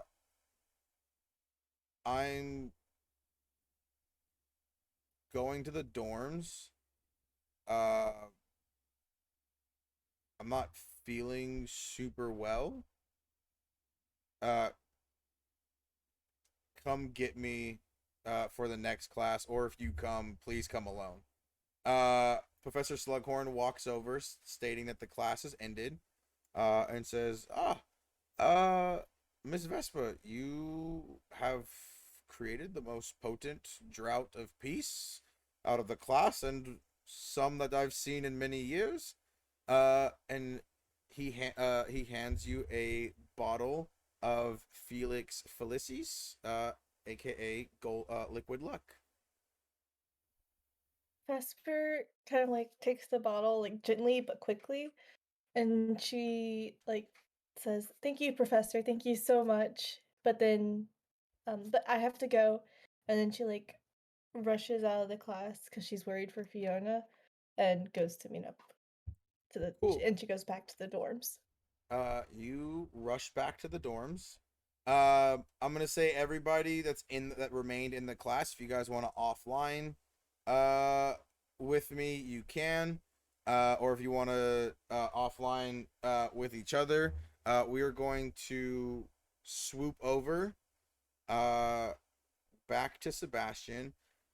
Sebastian, you mount the broom and fly up. This broom takes off fast. You are in the blink of an eye immediately 60 feet above the ground. Roll me a athletics check.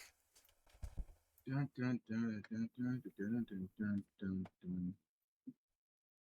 Hey, look at that. I'm proficient in that.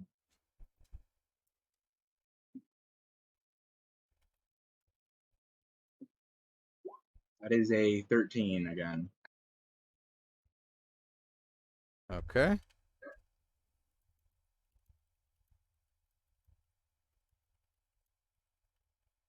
On 13, you stumble a bit. It's definitely faster than the training broom that you use back home with your dad. So you almost fall off backwards, but you grab onto the handle as you rocket up. You see as there's the 3 chasers on your side. There is your keeper. There's Lorcan, who's next to you. And then you have your seeker, who's up flying higher above you guys. Across from you are some other students from Ravenclaw. So these are probably like the backups. You see the same thing. They've got 2 beaters on their side, 3 chasers, and their seeker up above as well. Lorcan yells out, right. So what we're gonna do for this not tryout, but for this training, leading up to tryouts and then leading up to our first game against Hufflepuff, the goal is first to 10, or the first to grab the snitch automatically wins. Again, don't try to kill each other, but do play full force.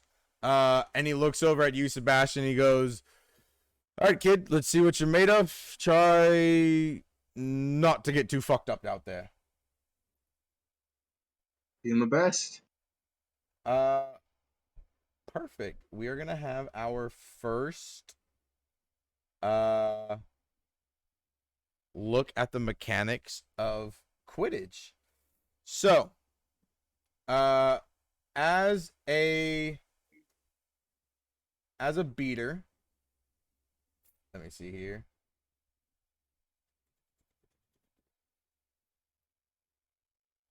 Okay. Lorcan blows a whistle. You see as the quaffle flies up and one of your chasers grab it. You see as the bludgers begin like flying around.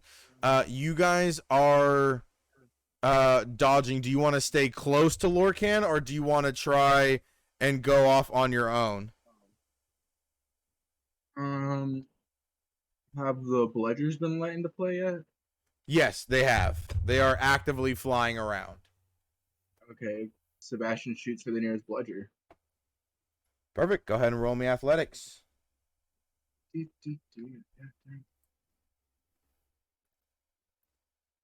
God, Jesus, fucking racially motivated. Roll 20 is racially motivated. That's a 6 or a 7. You tear off after it, and you see as it like goes away from where you are. You see, one of the other beaters smacks it, and it flies right past you. You fall off the broom a bit, but you're able to grab onto it. Make me a strength check.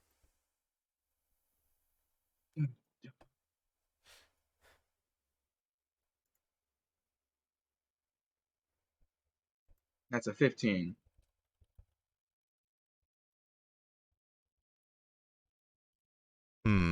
15. Roger. On a 15, you're able to pull yourself back up onto the broomstick. You see a bludger is hurling again towards you. Make me a perception check.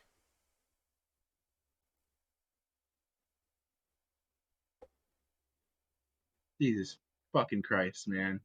9. On a 9, Rolls, man. you see you're kind of overwhelmed at this point. A lot of shit's going on. Your heart is racing. You see the bludger coming towards you. You're trying to figure out where to swing this. You don't see anybody that you can hit. You can either try and dodge the bludger, or you can just try and smack it away from you and tear off after the next one.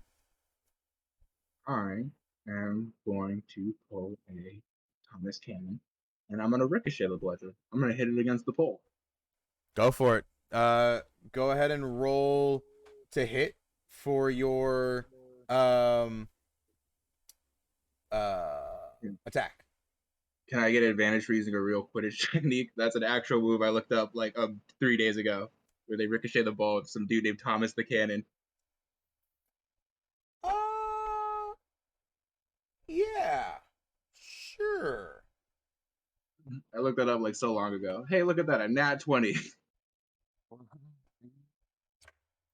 A nat 20? Yeah. Like I said, I looked up, we wrote 4 days ago, some dude named Thomas Cannon. His nickname was the Cannon, forget his last name. He was the beater for like the American team or whatever, and he was famous for ricocheting the balls off like the posts and stuff. Holy fuck. Okay. This bludger comes towards you. You immediately pull that information and you're like, fuck it, I've got this. You swing your bat, you hear a loud crack as the blood, how to explain this? It's more of like, because you're part giant, there's times where you're able to control, like you're able to like project your voice or kind of do feats of strength that most 11-year-olds can't. Sometimes you can control it. This time, you 100% are like, I'm hitting the fuck out of this bludger and smashing that pole. You swing with all your might. It literally sounds like a small thunderclap when your bat connects. It flies, hits the middle keeper's post, bounces off, hits the back of his broom, knocks him to the ground. Your chaser flies in and Huh? You cut out there for a bit, Alex. I don't know if that was just me. Oh, where did I cut out at? Sorry. Right after you said the thunderclap part, like I was Okay. a small thunderclap. So there's a small thunderclap. The bludger rockets off towards the middle keeper's post, hits it, pings off, hits the back of the keeper's broom.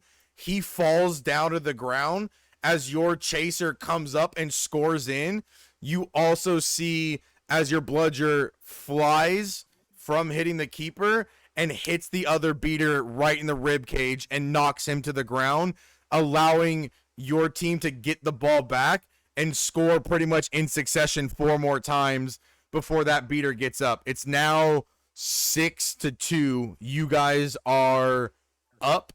I also want to note, Sebastian casts epoxy on the broom, so now he's stuck to it and will no longer fall off. Ooh, interesting. I will allow it. I like it. No roll even need to be made. Yeah, it's a cantrip though. Hell yeah. Cool. You roll me another perception check, this time at advantage, after you've kind of, that really like calmed your nerves. Like that sudden like I surge. stationed myself, like no more fear of falling to my death. Exactly. That like giant like 18. primal sense kicked in. On an 18, you spot another bludger coming back around, but this time heading to a blind side of Lorcan. But it's heading towards his head. You spot the beater that hit it, and he's smiling, hoping that this clocks Lorcan in the side of the head so he can move up to the starting position.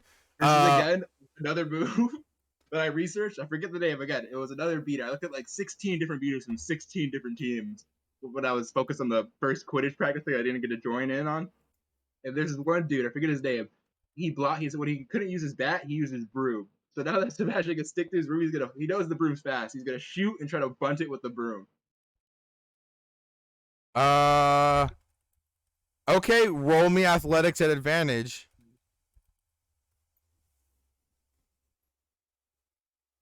Okay, that is a 15. Thank God. Your you shoot over. This silver arrow is fast as fuck. You shoot over. You're not able to fully pull the maneuver off that you're trying. You correct yourself last minute, and you body check Lorcan, shoving him out of the way as the bludger narrowly passes you, and you dodge it. Lorcan looks at you surprised and goes, "Fuck, mate, good eye." And he hauls ass away from you, and almost point blank, 20 feet, slams a bludger into the guy that just hit the bludger at him, and fucking shatters this dude's forearms and his broomstick as he collapses to the ground. And Lorcan roars out, "Try and fucking hurt me again, and I'll end you, prick." And he flies off. Lorcan is very. Roll me actually insight really quick. Word. I was loving at Vesper's comment. You're gonna be Ravenclaw Harry Potter. I genuinely wish that for you. Wait, what? She said, "I'm gonna become the Harry Potter Ravenclaw. Like, prove myself and join the team first year." Yo, the way it's going, honestly, I'm fucking far surprised. I'm not gonna lie. I forget. Did you say with advantage or not? Yeah, insight with advantage on Lorcan. All right, +5 to this, so that is a 24. Lorcan seems, from when you last saw him yesterday, to now, somehow much larger. He's grown 6 inches. His shirt is very tight, as like it looks like his muscles are bulging out. He's also somehow a lot fucking hairier. Like he's got a full beard going on. His hair is grown out. You see his arms are kind of hairy as he's got like his Quidditch sleeves rolled up. He's looking very bestial. On that 24 insight, I'm gonna say you clock this and you're like, you think to yourself, interesting. This looks like maybe early lycanthropy transformation or something like that, but you definitely know this is like in the realms of a transformational magical creature-ish type thing going on. Awesome. Okay, coolio. Your ask the most offensive questions later. your team scores a couple more points. It's the final play. It's now tied up. It's 9-9. Lorcan resets. Quaffle goes up. Bludgers go out. No one has caught the snitch yet. I'm gonna say on that last perception check,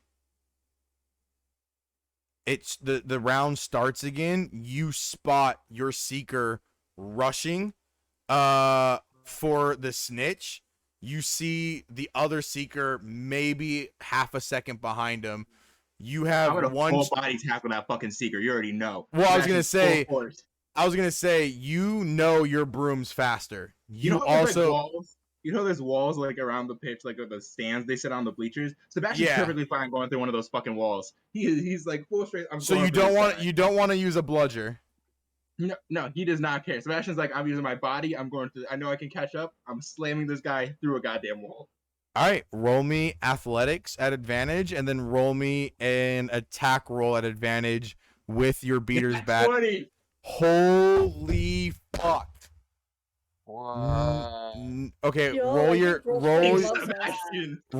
attack. Ooh, You don't even need to fuck it. You don't even need to roll your attack roll. Fuck that.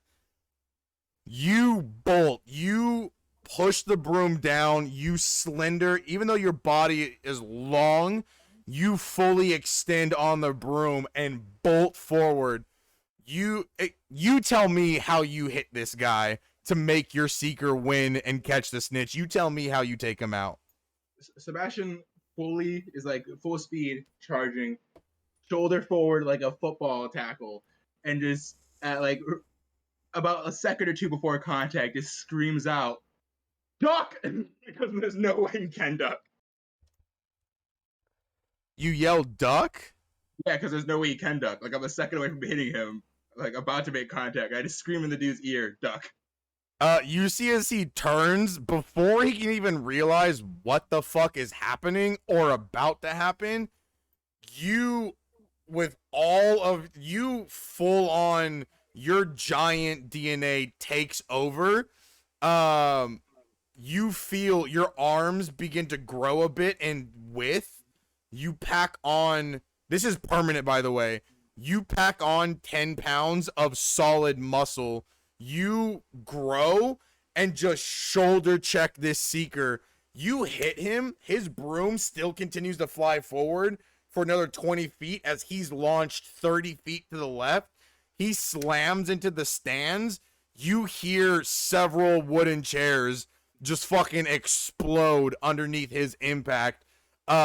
Your Seeker grabs the snitch. Lorcan calls the game. Lorcan calls you over, Sebastian. Oh, wait. After he hits him, Sebastian just goes out loud so everyone can hear, using like the whole giant thing to amplify his voice, and goes, "Guess he didn't hear me."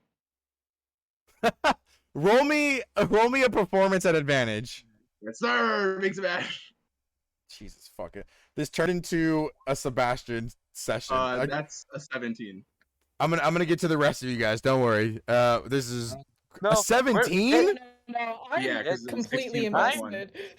I am I'm enjoying it as well. enthralled. I Bro, am could you intrigued right now. stop rolling so fucking high? Holy Well, what's crazy is shit. before you gave me advantage, I was rolling like mean- absolute dog shit. And I said, the fact that the I literally did this research a week ago on all that Quidditch shit, and the fact that it actually came in handy and I was able to use it is nutty to me.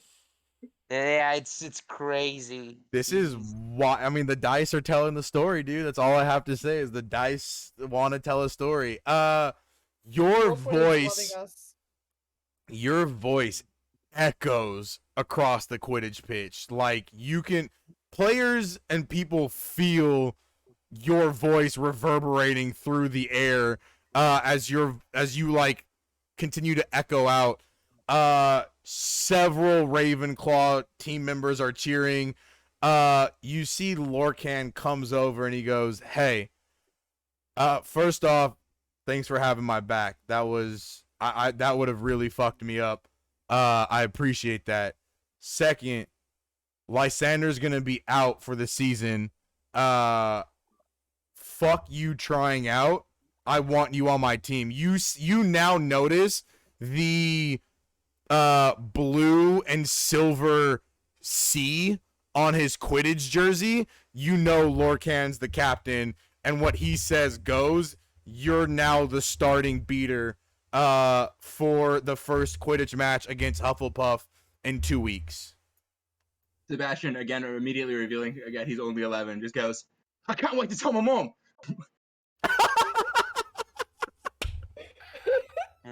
She's gonna love this one. You touched down shortly after that. Lysander walks over to you and he goes, "Hey, I heard you made the team. I was watching. That was some really good play. Is this your first time playing Quidditch?" Yeah, but like I watched it loads with my dad, and I read a lot of like maneuvers from like American teams and the New Zealand team, and the move I used up there with the whole bat thing was from Bulgaria. He looks surprised and he goes, "I don't think Ravenclaw, or I mean, I would have to research it, but I don't think there's been a beater as good as you are at your age, let alone starting for Ravenclaw. Hey, do you have your own broom?" No, but my mom said that she would get me a new broom if I made the team, and I just made the team, so. Cool. Well, if you want, I could. I mean, you can use my broom for the season if you don't get one of your own. But you know what? Actually, no. Fuck that. You immediately you see the Raven come back. She did say she was always watching me. You see the Raven come back, almost appearing out of nowhere, lands on your shoulder, and hops down onto Lysander's lap, and hands you a note that simply reads, "From your mom, dear son, very proud of you. Make Ravenclaw's team win the House Cup." 2 seconds later, I need you to roll me a D100. This is gonna be unprecedented. I need to do. You don't see it, you hear it first. Actually, roll me a D100 one more time. I just want to see what the dice have to say. 78. Okay, so we'll go right down the middle and go to a 69. Nice. Nice. You We're all in hear the it. You hear it first. As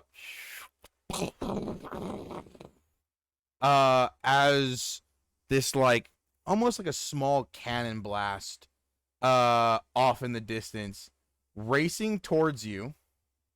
Give me 1 second.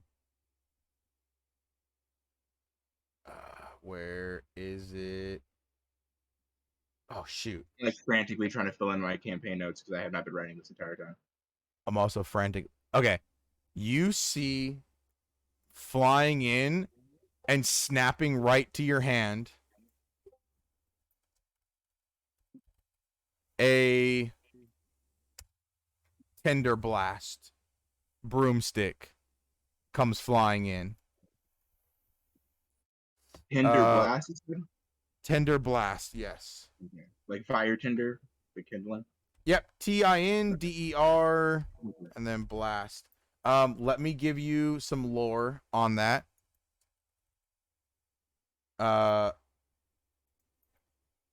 Give me 1 second. Let me edit the shit. Let me edit the message.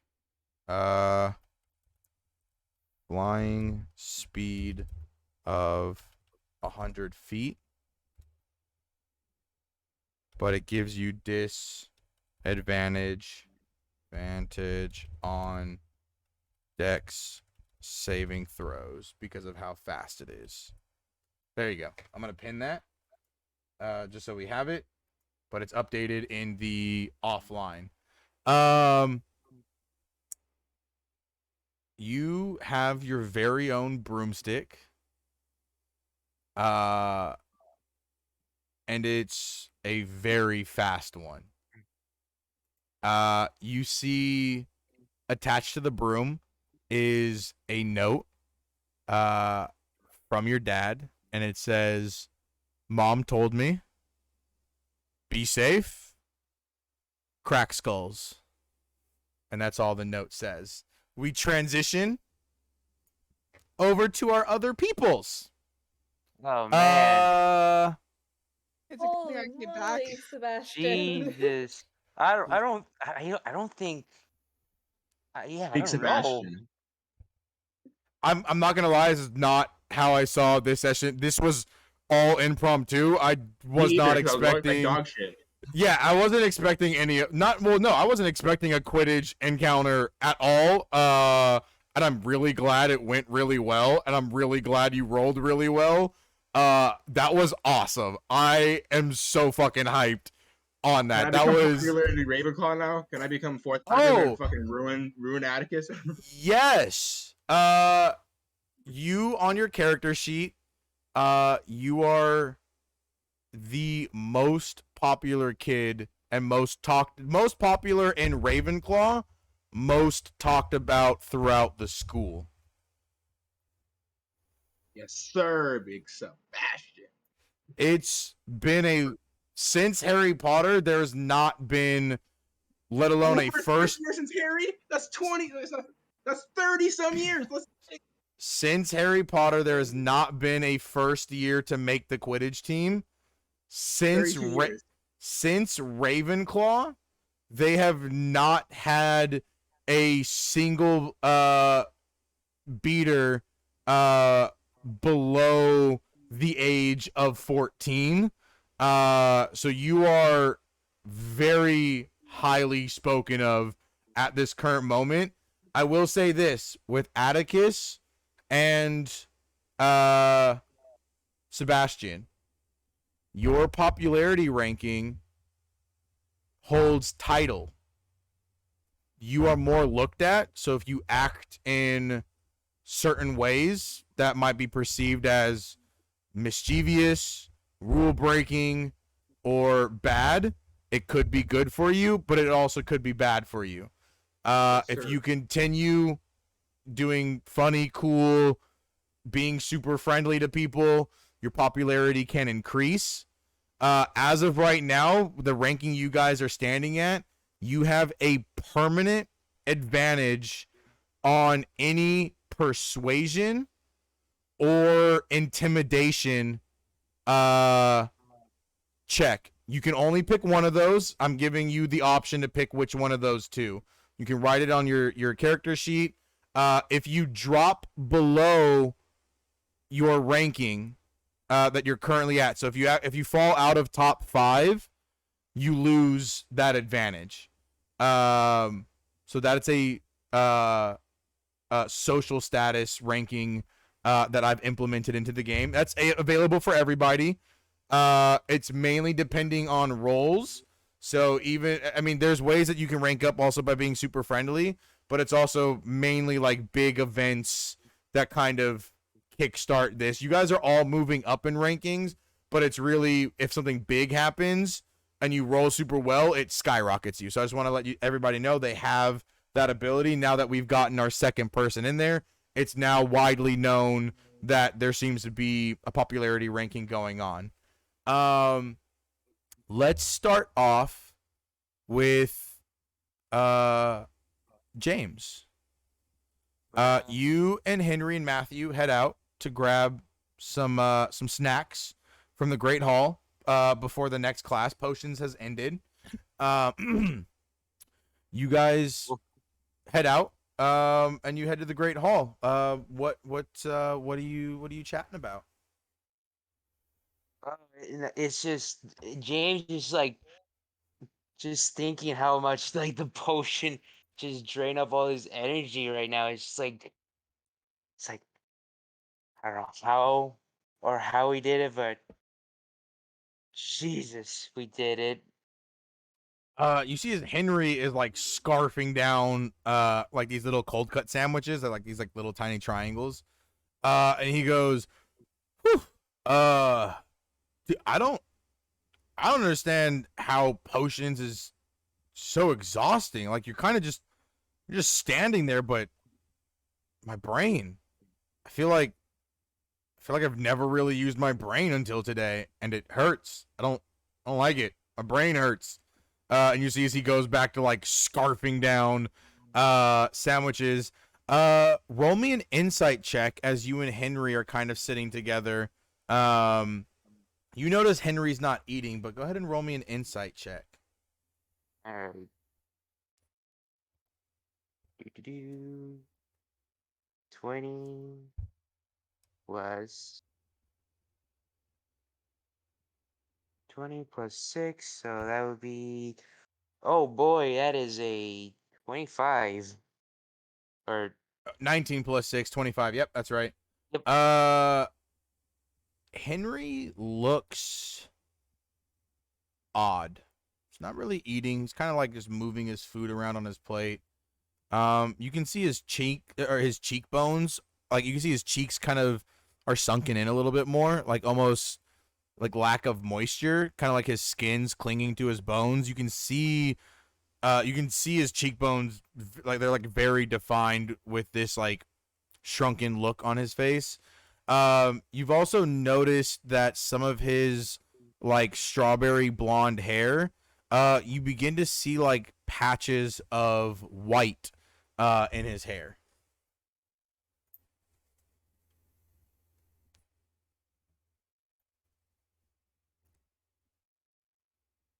James is just looking at Henry with a cautious, and he's just gonna ask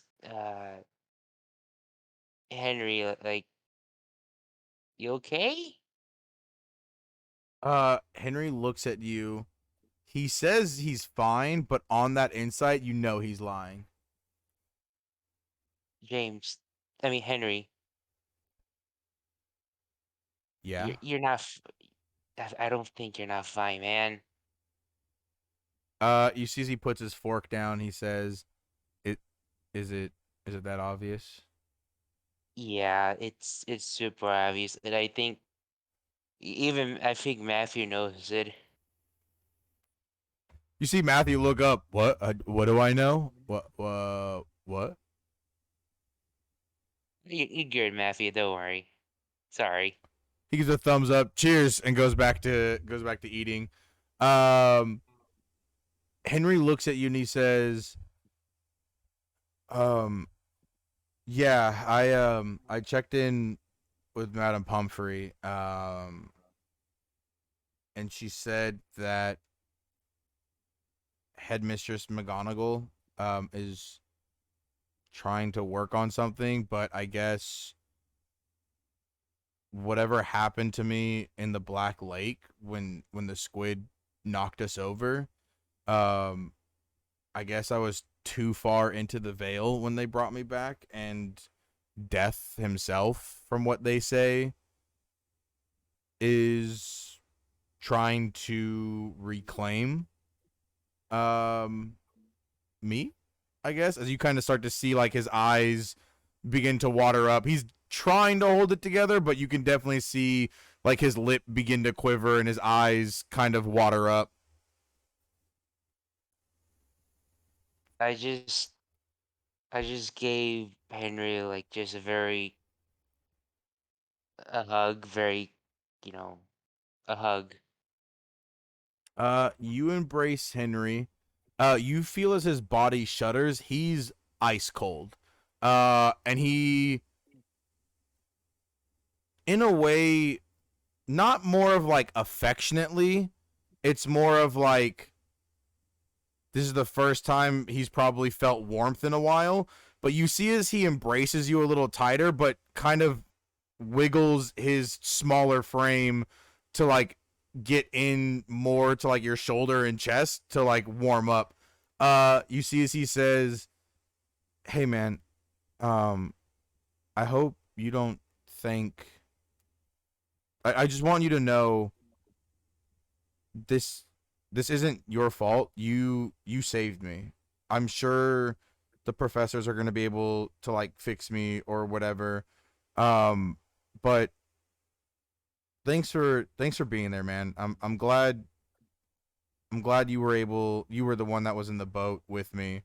Um and you see as he kind of like hugs you, and then he lets go and he picks up like a little sandwich. You see as he's like a little like there's a little more life to him after that interaction.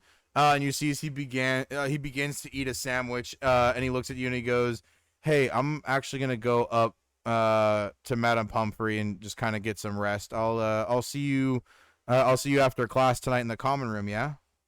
Yeah, yeah, no worries. It's like, and outside it's like, it's like, yeah, of course, man. But inside it's like it's my fault. It's like thinking it's my fault. It's my fault. It's my fault. But he's having like a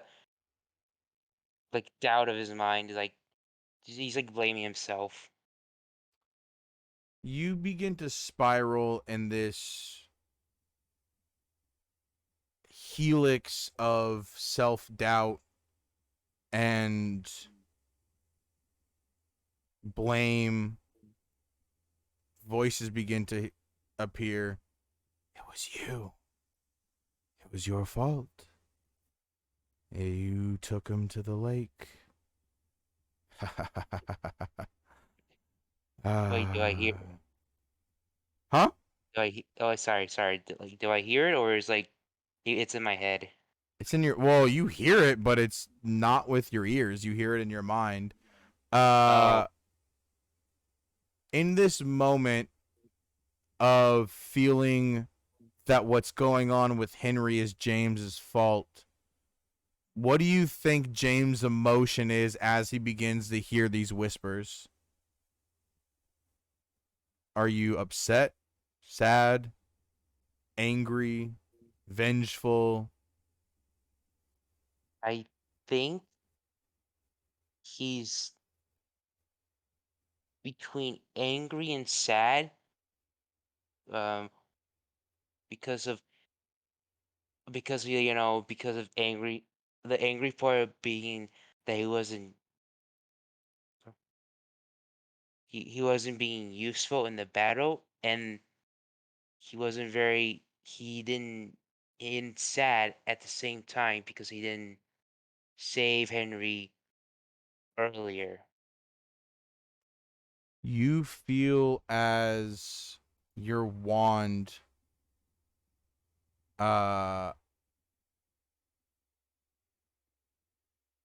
flicks out, like it flicks out of your pocket and into your hand, and Matthew taps you on your shoulder and he says, "Hey, I don't think the Gryffindor table would appreciate you making a storm cloud." And as he taps on your shoulder, you turn and look, snapping out of this mindset. You look to your left and see you've created this massive storming cloud. You see bolts of lightning streaking down, flickering at the tips of goblets and different fruit. And you see as it begins to like thunder. And as you notice it, it suddenly disappears. Matthew goes, "Right. Well, that was weird. I will catch you later. I'm gonna go probably play some video games before the next class. I'll see you in the next class. Because he's in Ravenclaw, or not Ravenclaw, Gryffindor. He heads out. James, what would you like to do? Do you want to stay in the Great Hall? Do you want to head out to the common room? What would James like to do? I think after in that moment, I think he's just trying to get some fresh air. Cool. You head out to the courtyard. You begin to walk towards like the field area where the Quidditch field is and several of the rolling hills. You spot the Quidditch pitch full of cheering Ravenclaws. We transition from there to Atticus. Where and what is Atticus up to? So he was just talking to Megan, like, I put in the offline. He was just joking around with Megan. Said there's a stain on her shirt. But whether there is or not, I'll leave it up to you. Oh. I mean, is He's there just joking. actually a spot on her shirt? Wait, what? No, he was just like messing with her. Oh. You see she looks down and she goes, "Where? There's no oh. She goes, "That's haha funny." She goes, "Well, I'm gonna go Is it lunchtime yet? It's getting close, right? yeah," she says, "I'm gonna go grab a bite to eat and then head up to the common room to study a bit before the next class. Are you heading to the common room as well? Do you want to walk together, or are you going off somewhere else?" Yeah, let's go get some lunch. I'm hungry. Cool. Well, You and Megan swing by the Great Hall, grab some food. You guys head back up to the common room. There's several other Gryffindor students here. Most of them are just random NPCs. But you see, like, there's a ton of people that are kind of playing. Someone brought out like a game system to the common room. You do notice that a lot of people have moved some of the bunk beds into the common room, and you see as people there's like these how do I say it? There's like it almost looks like a tent. It's like a netted bed. I guess they're called princess beds, but it's not like pink whatever. It's like it's literally just a bunk bed, but there's like drapes on the side to cover the bottom bunk, and then there's like drapes on the top to cover bottom bunk, but it's like fully enclosed so you can't see in there. But you see like several students walking into the bottom bunk of one, but like literally right after another, like 8 of them walk in. And Megan goes, "Cool. Well, I'm gonna head up to the girls' dorm and freshen up a bit, and then probably hang out there and study. I'll catch you later. Yeah, I mean, don't you want to see what's in there? In what, the pocket dimensions that are in the bed? Yeah, what else would I be talking about? Did you not know that there were pocket dimensions in the beds, Atticus? That's why I said we should go check it out. She shrugs and goes, all right, cool. I mean, it's a simple spell. You just get into your bunk, close the drapes, and then it opens It's like up. a You head in. There's like like you go into this bunk bed, and it turns into like this massive fucking like game room. And you see like the reason why they moved the bunk bed down here is because like the beds in the girls' dorms and boys' dorms are different. Like boys aren't allowed, and the girls aren't allowed boys. So they brought this down here. But you see like there are like 8 students all like playing different games and stuff in these pocket dimensions. You see as Megan actually goes, okay, I might just hang out in here as she grabs like a pop from this mini fridge and hops on a beanbag. Hey, you want to practice a little bit of dueling, Megan? And he does what's a disarm spell called? Hilarious. Expelliarmus? Yeah, Expelliarmus. Do you know Expelliarmus? I don't think you do. I have to prepare that. You'd have to prepare it, yeah. Okay, later that day he studies to prepare that. Cool. She says we can definitely duel. I mean, potions really took it out of me. I kind of want to just sit and read a book. I can't remember the rule. I don't want to break the rules if we're not allowed to duel in the common room. But I can't remember. Are we allowed or not? She says, yeah, no, yes and no to a degree. She's like, we definitely can cast magic in the common room. So I'm like, I think dueling is fine, but I think if it gets like too dangerous, then people could get in trouble. Yeah. I see what you mean. Just like keep it like safe. Yeah, like simple disarming spells or like body binding spells and stuff like that probably would, I assume would be fine. It's just like harmless spells, but like a stupefy or like a bombarda or something probably, bombarda would probably blow up a lot of the common room, so probably be a bad idea. You want to go to the library and research Expelliarmus? I think it's a good one to learn. If you haven't read it yet, you see as she pulls out her wand and goes Expelliarmus and casts it at you as your wand flies out of your pocket. She pulls out a book and she goes, you got to catch up, Slowpoke. I've already learned that spell. As she gives you a little smile and wink as she opens up her book and she's literally reading the 3rd year autobiography of Harry Potter. Atticus picks up his wand off the ground and casts oh God, Loco Moto Wibbly. Okay. Moto Wibbly. Hold on. It's a cantrip. Let me see if she can do anything about that.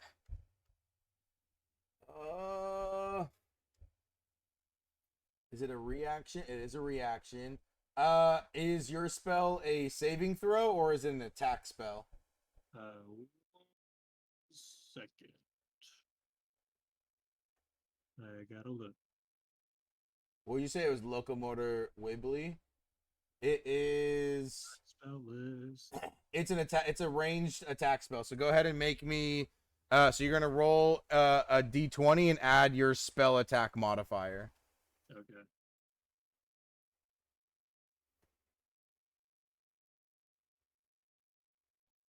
So d20 plus 6. Ooh, a little dual. Nat 1. You cast it. She whips her wand out, casts Protego. The spell bounces off the shield and goes back and hits you. And you get knocked onto your ass. And she giggles a little And she goes, I'm telling you, I am a far better spellcaster than you are. Go study. I mean, that's As why I she wanted to practice with you, to be fair. Good show, good show. she giggles a little and goes back to reading her book. Do you want to head to the library?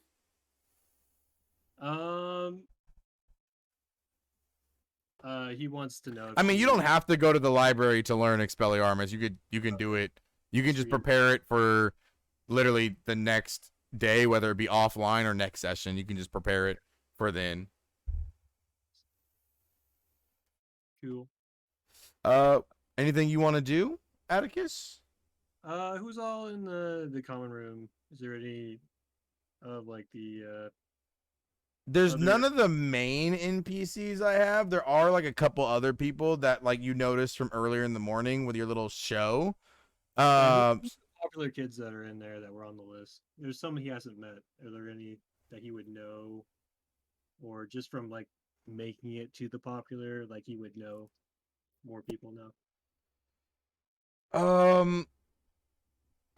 Yeah, you're gonna have to write these down because these are all gonna be off the top of my head, and I'm not gonna remember them.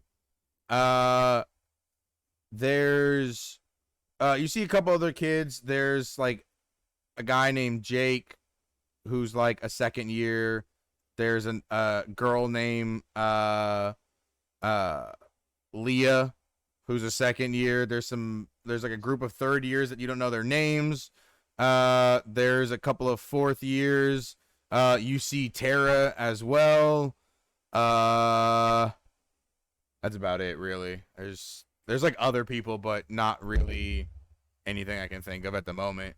But there's like you notice people that are in here that from the morning, but no one that you've like formally introduced yourself to yet, other than Tara. Tara, you've met before. He goes over to Tara. He's like, "Hey, you got time? You want to study in the library?" She looks at you. She says, "I've actually got Quidditch practice. Yeah, I think Ravenclaw. I mean, you can come, hang out and study there and like watch us, practice. But I think Ravenclaw is actually heading off the pitch right now, so we've got it booked, for this afternoon." Sweet. Is there any way I could like maybe do a trial or how do you join the team? Well, we have tryouts in a week. As she looks at you, she goes, "But that's pretty brave of you. We don't. There, other than Harry Potter, there hasn't been a single first year, from what I hear, in the last 2 decades, to make the Quidditch team. But you're more than welcome to try out.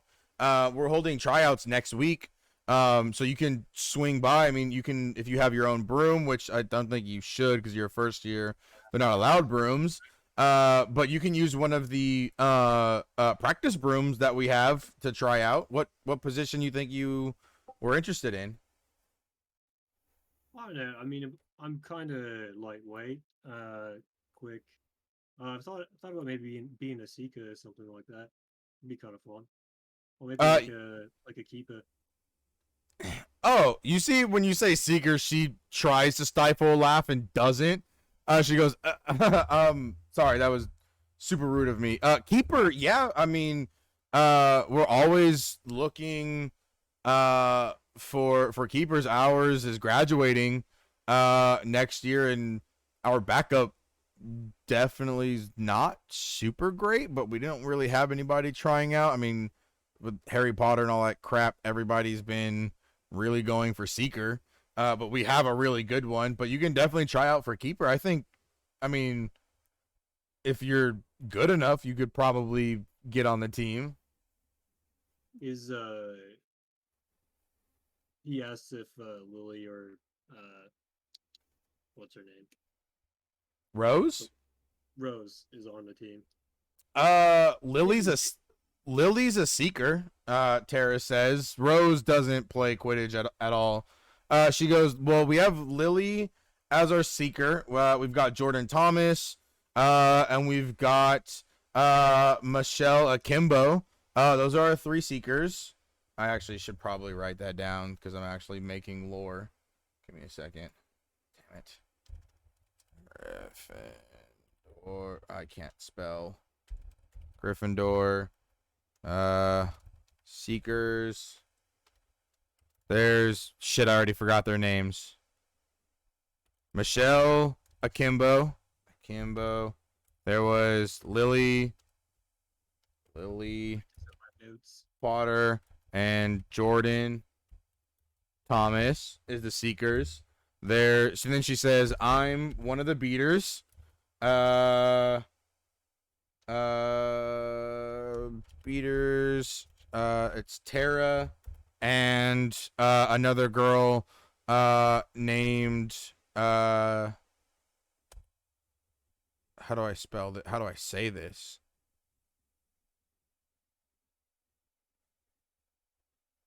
I'm gonna just change it all together. There's the other beater who is oh, Leah. That's who it was. Leah. And then you've got James Potter as the keeper. James Potter, and that he's leaving literally at the end of this year. And then the seeker is Darius Lourdain. Lourdan. So that's the team. But yeah, so she says you're more than welcome to try out next week. He's the captain, Darius Lardane. No, James is the current captain. Who is Darius Lardane? He's the seeker. He's a 4th year. Oh, okay. So Lily is like second string seeker. Lily is a Lily's a Seeker. no. What's the other word I'm looking for? Not beater, not seeker, not keeper. Fuck, what's the other one? Seeker, beater, chaser. Chaser, there you go. Okay. So the Seeker. chasers, What other yeah, the items? chasers is Michelle Akimbo, Lily Potter, Jordan Thomas. Beaters are Tara and Leia. The keeper is James Potter, and then the seekers, Darius Lourdain. That's what I was looking for. Chasers. Thank you, Vesper. You're welcome. Cool. What? I guess was there anything you wanted to do? He wants to go check his owl, see if he get any, see if he got a message or not. Cool. You head up to the owlery, to check your owl. I will offline that as we transition over to Vesper. Vesper, you make it back up to the Ravenclaw common room, and you head into the girls' dormitory. You see Fiona's has put her curtains up on her bed, and you can hear her crying. Vesper like doesn't quite know what to do yet, so she just says, "Fiona, I'm here. Like I'm alone."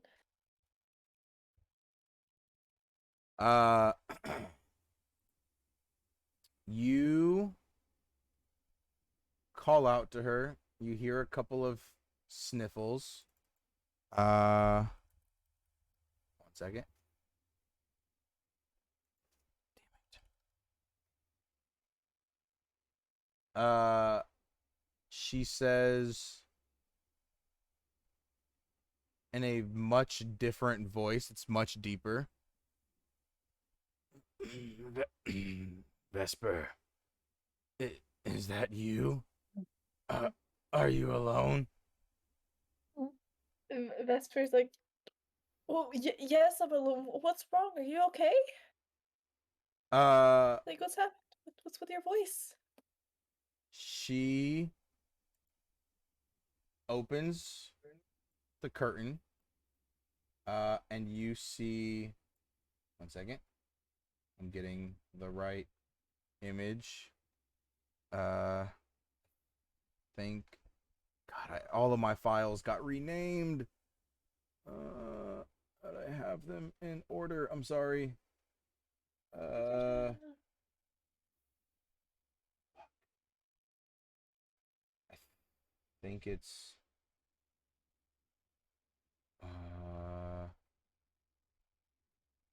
oh man, I don't know where it is. No. Okay. Uh How do I explain what you see? Uh Fiona emerges from her bunk. Standing in front of you. She's still the same height, but you see as these massive tusks have grown from her lower jaw. You see as her clothes have sort of ripped a bit as she's kind of got a more hunched over figure. You see as her arms have grown longer than her body, so her knuckles are literally on the ground. She stands up and looks at you. This is the best I can do for now on imagery. You see as Fiona, her skin has gone a turquoise-ish, greenish blue color.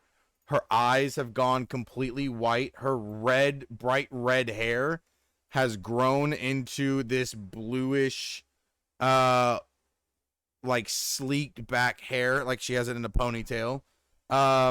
She doesn't have any of the piercings or anything. It's just the physical feature.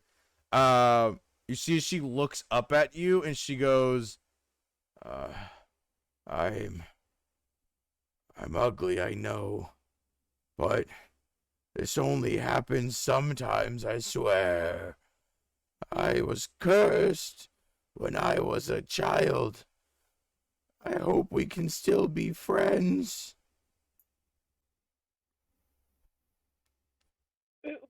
Give me 1 second. Uh-oh. What Um, happened? So, oh no, nothing wrong, nothing wrong. So Vesper got like smiles sadly, and she's like, I know a thing or two about curses affect how they affect people. You're not ugly to me, not at all. You see as she gives a giant toothy smile. Go ahead. Oh no, go ahead. Wait, do you have something else to say? No, she was Sure. just smiling. She's just smiling. Um, so, um, Vesper's like, this is a bit of a shock. I just wasn't expecting it. I just thought, like, is it painful? Like, that's what I'm worried about. Like, are you in pain right now? You see as she kind of looks around and she goes, right now? No, but transforming kind of hurts. I could feel my bones growing and my teeth growing, so that kind of sucked. You're not freaked out? Um, not really. I'm more startled than anything. I think I just wasn't expecting it. But like I said, you don't look ugly at all. You look fine, just different. You see a flash of a toothy grin followed by a blur of blue as she closes the 15-foot distance from you in the blink of an eye with her massive arms. Literally, she's like 4'3", like 4'2", 4'3", but she's got a wingspan of like 6 feet. So like her arms are literally just dragging on the floor. She lunges at you, grabs you around the waist, lifts you up and goes, "Oh, thank God. I thought I was gonna have to make new friends." And she pulls you in and definitely squeezes really hard. And then she goes, "Oh, sorry," and puts you down. And she goes, I'm still figuring out, arms and muscles and stuff. This should hopefully go away by tomorrow, but I don't think I'm going to any classes unless you think I should." Um, I think you can, and it's all right that you just squeezed me nearly to death. Wait a second. This is why you're so strong and why you punched at Akash so hard. That makes perfect sense now. But yeah, I think you can go to class if you want. And like Vesper turns her skin blue, like her own skin, and she also. Oh, I gotta read what I can do. She also grows like as much as she can. She grows the tusks, and like she tries to match Fiona as best she can, but she can't change like lengths of her limbs or whatnot. She can only change a couple things. You grow these little 2-inch fangs that pop out from your lower jaw as they kind of sit just above your lip line, your top lip line. And your skin melts into this beautiful turquoise green matching. Fiona, do you guys want to walk out into public, like into the Ravenclaw common room? Do you want to walk anywhere, or do you guys want to just stay hanging out in the dormitory? Let's hang out here for a little bit. I kind of want to know more about why you're cursed, if that's okay. You guys sit on the bed. You see as she sits and like the bed buckles a bit. As she goes, "Well, see, my mom, she was considered what muggles call a gypsy, and when we were going through a town, this village shaman casted a curse on my mom, I guess when she was pregnant with me. This has only happened like 3 times that I can remember, but that's all I really know about the curse. Mom says there's no way to fix it, but she has elixirs that can kind of push the transformation back a little bit, but it'll always be there until we can figure out what the curse is and maybe how to break it. I don't even know if that's possible." It might be. I don't know much about curses, but I do want to become a transfiguration master. Maybe I can help you out in the future. You see, this time she gently picks you up and hugs you. Literally picks you up from when you're sitting and like lifts you 2 feet in the air up and over her head. And then like gives you a gentle hug as she plops you on the side of the bed next to her. And she goes, That would be, you know, you can have the liquid luck. It seems that my use for it has already come true. As you see like a little tear go down her fluorescent white and blue eyes. As you don't see any irises, it's just her eyes are full white and blue, with like a white circle, I guess, as her iris. But you see as like a little tear falls down her face. And that is where we will end tonight's session.